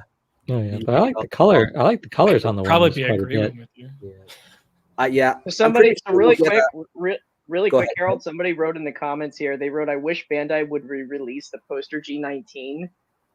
That's probably never ever gonna happen because that was a Toho Blu-ray bundle exclusive. Like that's not even sold by Bandai, for example. It's like a Toho thing. So that's why that one is so expensive on the aftermarket, because that's never gonna happen ever again. Yeah. Wasn't there like a Movie Monster series Singular Point with the Blu-ray release for that too? Like he had blue spines. Yeah, they did that for the like a first edition Blu-ray tie-in. Yeah, it's kind of something like that. They did the same thing for the Godzilla versus Kong Blu-ray in Japan, but it wasn't Monstarts. It was Movie Monsters, Godzilla and Kong bundled into it. Mm-hmm. So, but yeah, anything that's bundled like on a movie kind of thing, you're definitely not going to see that ever again. So get it if you do see it come out. Yeah. Yeah. All right, so this was a good release. I mean, this Mothra was awesome. So like I said, I like the color on the wings quite a bit. The color, yeah, like that, distinctive. Yeah, they're quite distinctive from the other figures. So you can put. I was about to ask, is that light coming through there? It looks like it. Yeah. So. Yeah, it's light coming through it. Yeah. Nice. Yeah. See, I didn't get that one. Nice. I should get that one.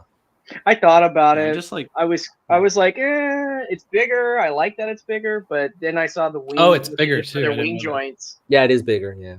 Yeah, all of their Haya ones are bigger than the Monster Arts versions. Yeah, but I only just got my first Haya figure of the Monster Arts or the King of the Monsters series, so this is all new to me still. Yeah, I was really surprised that the King Ghidorah, though, that they put out is not bigger than the Monster Arts one, because I was reading measurements originally, and it seemed like it was going to be bigger. It's not that much bigger, no. Like the heads are bigger, yes, but like that's one thing I forgot to mention in my review. Well, it's because I butchered the wings on my Ghidorah, you know what I mean? But like I can't really show you, but yeah, it's not that much bigger in my opinion, you know. So like I think the Monster Arts still look bigger though by comparison when I was looking at your review. Like taller. I think it's taller. It might be taller, yeah. I don't know. I have to.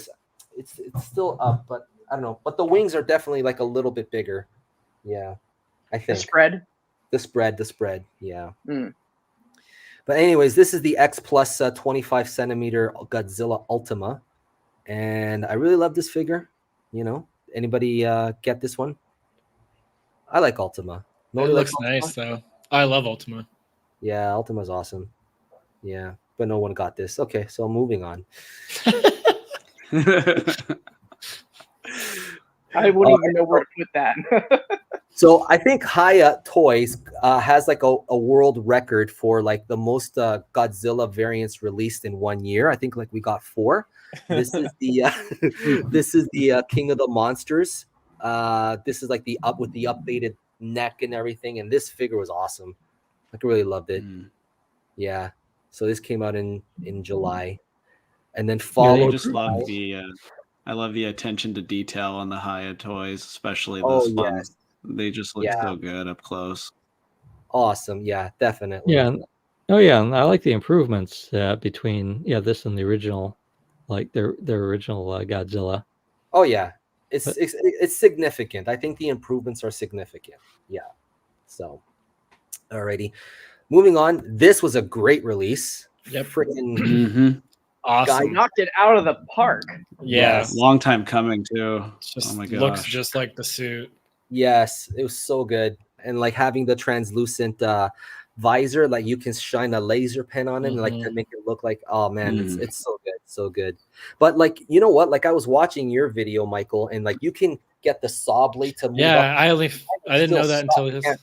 Yeah, so the somebody was hitting me up on a couple media outlets that I run, and they were just saying the saw doesn't move. I've watched every YouTube reviewer, and nobody moves as the saw, and they were basically trying to call it out like it just doesn't move. It's false advertising. Like, what are you talking about? Of course it moves, and it's just you just got to give it a tug. That's all. I know there's some people are very hesitant on tugging things because it's like if it doesn't move, don't break. But this one you can tug on it pretty good. And you can move it up and down. And it's slight. It's not a lot. It's not a deal breaker for me if it doesn't move at all. You know what I mean? Like I can't. Yeah. It's unusable for me. Like for toy as fast as the movie. Like I can't. Like, you're not going to be able to cut meat with that thing, anyways. You know what I mean? So one bite's not. It's not. You could lose an eye though with these things. Jeez, Louise. And with the even in the movie, it moved. Hardly moved actually back and forth. They just sped up the frame rates to make it seem like it was going a lot faster than it really was. But the actual mechanism in the suit, it just goes slightly up and down. That's it. It doesn't actually rotate throughout the whole figure. I'll get up there for anybody who wants to see it. But it's not a lot. It's just But it's a great release. It's enough. You can do something with this if you're really careful and patient with it and stop motion. You can get a lot out of this. And I've seen some people post some stop motion videos of it actually moving, and it looks good. Okay, I'm gonna put this in the pile. Yeah, I'm starting to build a pile over here too. This here is the three. This here is the 3 Zeros 12-inch tall Shin Ultraman with light up eyes, and I'm very happy that I picked up this figure. Although when I first picked it up, the leg broke off.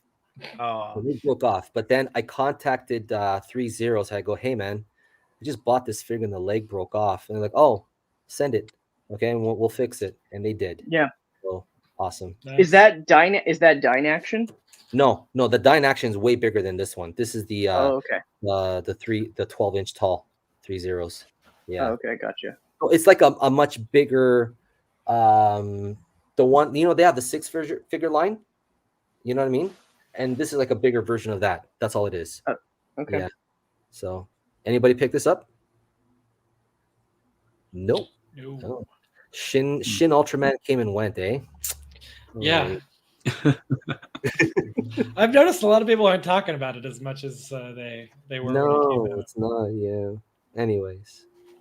And here is the second variant that Haya released this year. This is the blue Heat Ray, and I'm very happy with this one. And now we're getting a translucent Heat Ray coming out next year. So, how do you feel about this one, guys?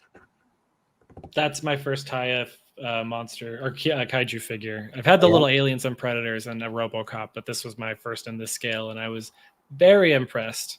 I did find, like I said, it wasn't as flexible in my opinion as like a Monster Arts in certain areas, but it took a lot of heating up for me to get it to move too. It felt more like a NECA figure, but the sculpt on it is my God, it's so nice. It feels like an upgraded NECA, like the high NECA Plus. It's like NECA Plus, exactly. Yeah, it's what I wanted my NECA figure to be and what I expected them to be. But I have a lot of Aliens and Predators right on this shelf. That's my other big franchise, and the Turtles too. I have a lot of NECA Turtles, and those figures always kick butt. And their Godzillas just never hit that standard for me. No. And these Haya figures are doing what NECA does for Aliens and Predators and Turtles for me. Yes. Yeah.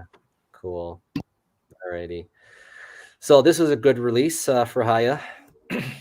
And I think this is the best release that SH Monster Arts did this year. Well, my opinion. I don't know. This Gamera figure was just chef's kiss. So this Gamera figure, actually, on Monday, I have a video coming out because my brother-in-law picked it up in Japan for me. Oh, okay. But he actually decided to unbox it in front of a camera, and he's never dealt with a Monster Arts figure before. And so he recorded the he recorded the whole experience, and he sent me files without telling me about it. So my Monday video is actually me reacting to him, like opening it up and like interchanging the parts. It's a really fun video, I think. That's awesome. So I don't know much about the figure other than I've heard that it looks amazing, and from the video he sent me, it looks really, really fun. It is a lot of fun. Like once you get used to like the transformation and stuff like that, it's really good. Like it seems difficult at first, but like once you try it a few times, you're like, okay, I get it. And like just having Gamera with longer arms and stuff like that, like man, he's just really good. I really like the whole heft to him and things, and like he's a hefty figure.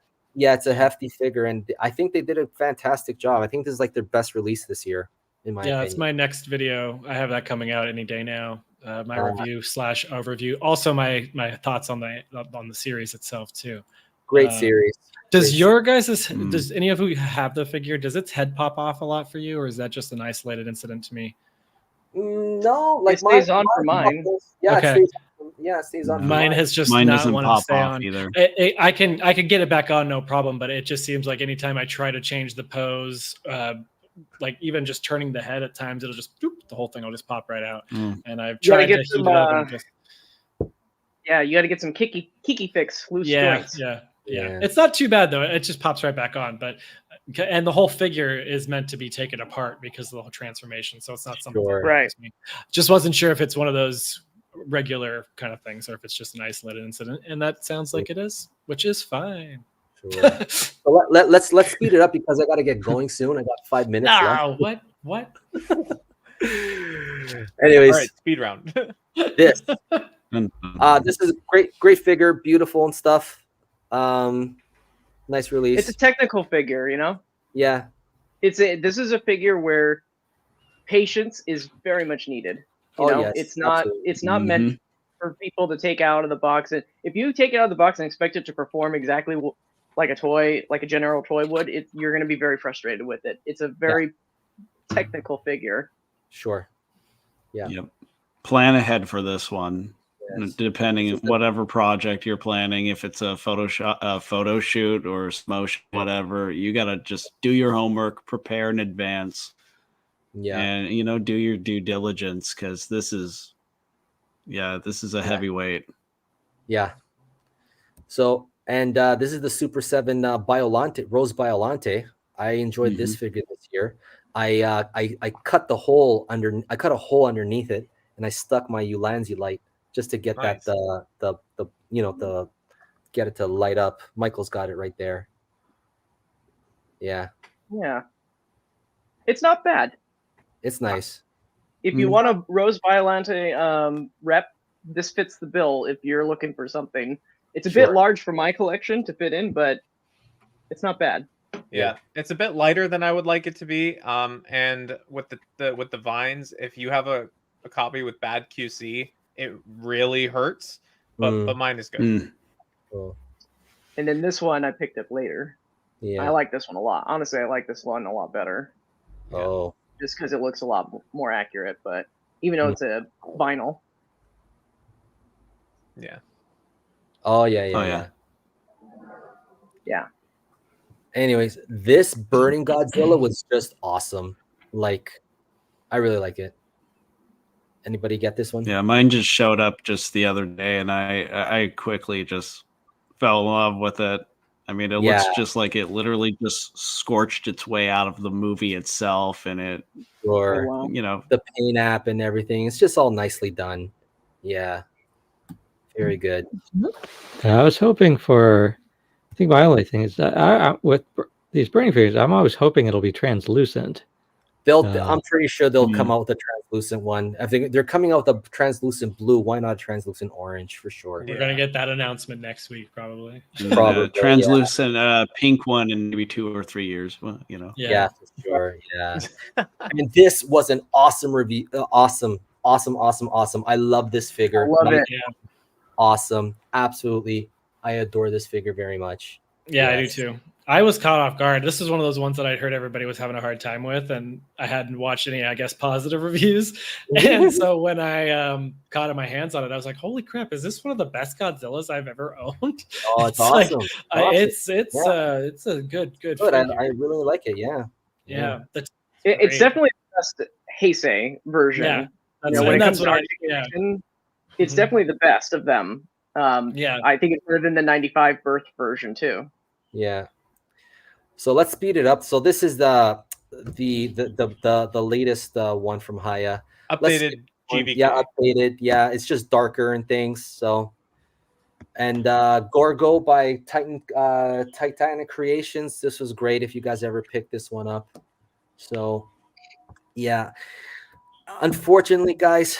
Okay, this I really wanted to talk about this, but unfortunately, I have to go now, my friends. Maybe we reconvene at a time in the near future. Talk about it. Sure, let's do that then. That'll give more people to watch the movie too. Sure, that's true. Okay. That's true. All right, and get our hands on the figure because not all of us have. Yeah, for the US, a lot of people won't be getting that until January. Yep, maybe one of those. Cool. All right, guys. So we have reached the end. All right. So I'm sorry to cut this off, guys, but I got to get going. I'm sure some of you guys got to get to sleep, got to get some food and things. But you know what? This was a fantastic conversation. And I'm so thankful to all of you guys. Guys, everybody in the chat, thank you for coming. You gentlemen, Merry Christmas. Happy New Year, guys. Stay safe. God bless. And I'm sure that we will do this again, guys. Okay, I really want to do this again with you guys. All right. Any final thoughts? This was the best year of Godzilla's life. Yeah. All of our lives. Yeah. Okay, Thank you, Harold. Look forward to 2024. Okay, where can we find you? Where can the audience find you, Kyle? Yeah, you can find me here on YouTube, KaijuCanuck, and also on Twitter. Cool. Tom, where can everybody find you? You can find it on YouTube as well, youtube.com/Kaijutopia. Awesome. Heisenberg, where can people find you? Oh yeah, Luminous News on YouTube. Awesome. And Mike Monsters, where can people find you? Mike's.monsters or Mike's_monsters on social media, Mike's Monsters on YouTube, but you might also get Monsters Inc. stuff for some reason when you search that. But it's Mike's Monsters. So toy photography also. Connected. You search toy photography, yeah. So I get like Mike Wazowski by Mike Wazowski a little bit. It's weird. Like that's awesome. Cool. And Michael, where can they find you? They know everybody thinks I'm the official thing, so you just look up and you'll find me. He doesn't make the toys. I don't make them. But no, if you just type in Monster Arts anywhere, you can find the Articulation series. Cool. All right, gentlemen, it's been a pleasure. Thank you so much, guys. So I will see you guys in the next one. And guys, I'll contact you guys soon. And hopefully we can plan this out again. I'm really sorry we just ran out of time. It's because I talk too much. It's all right. It's my fault. All right. Yeah, it was him and not me. I didn't want to say anything, are we all holding figures before we go out? All right, good. All right, guys. Oh boy. There's a cat drinking coffee too. There you go. Let's all hold our figures up in the air. Winchester. I don't have a Godzilla. Sorry. Take care, everybody. Okay, bye. See everyone.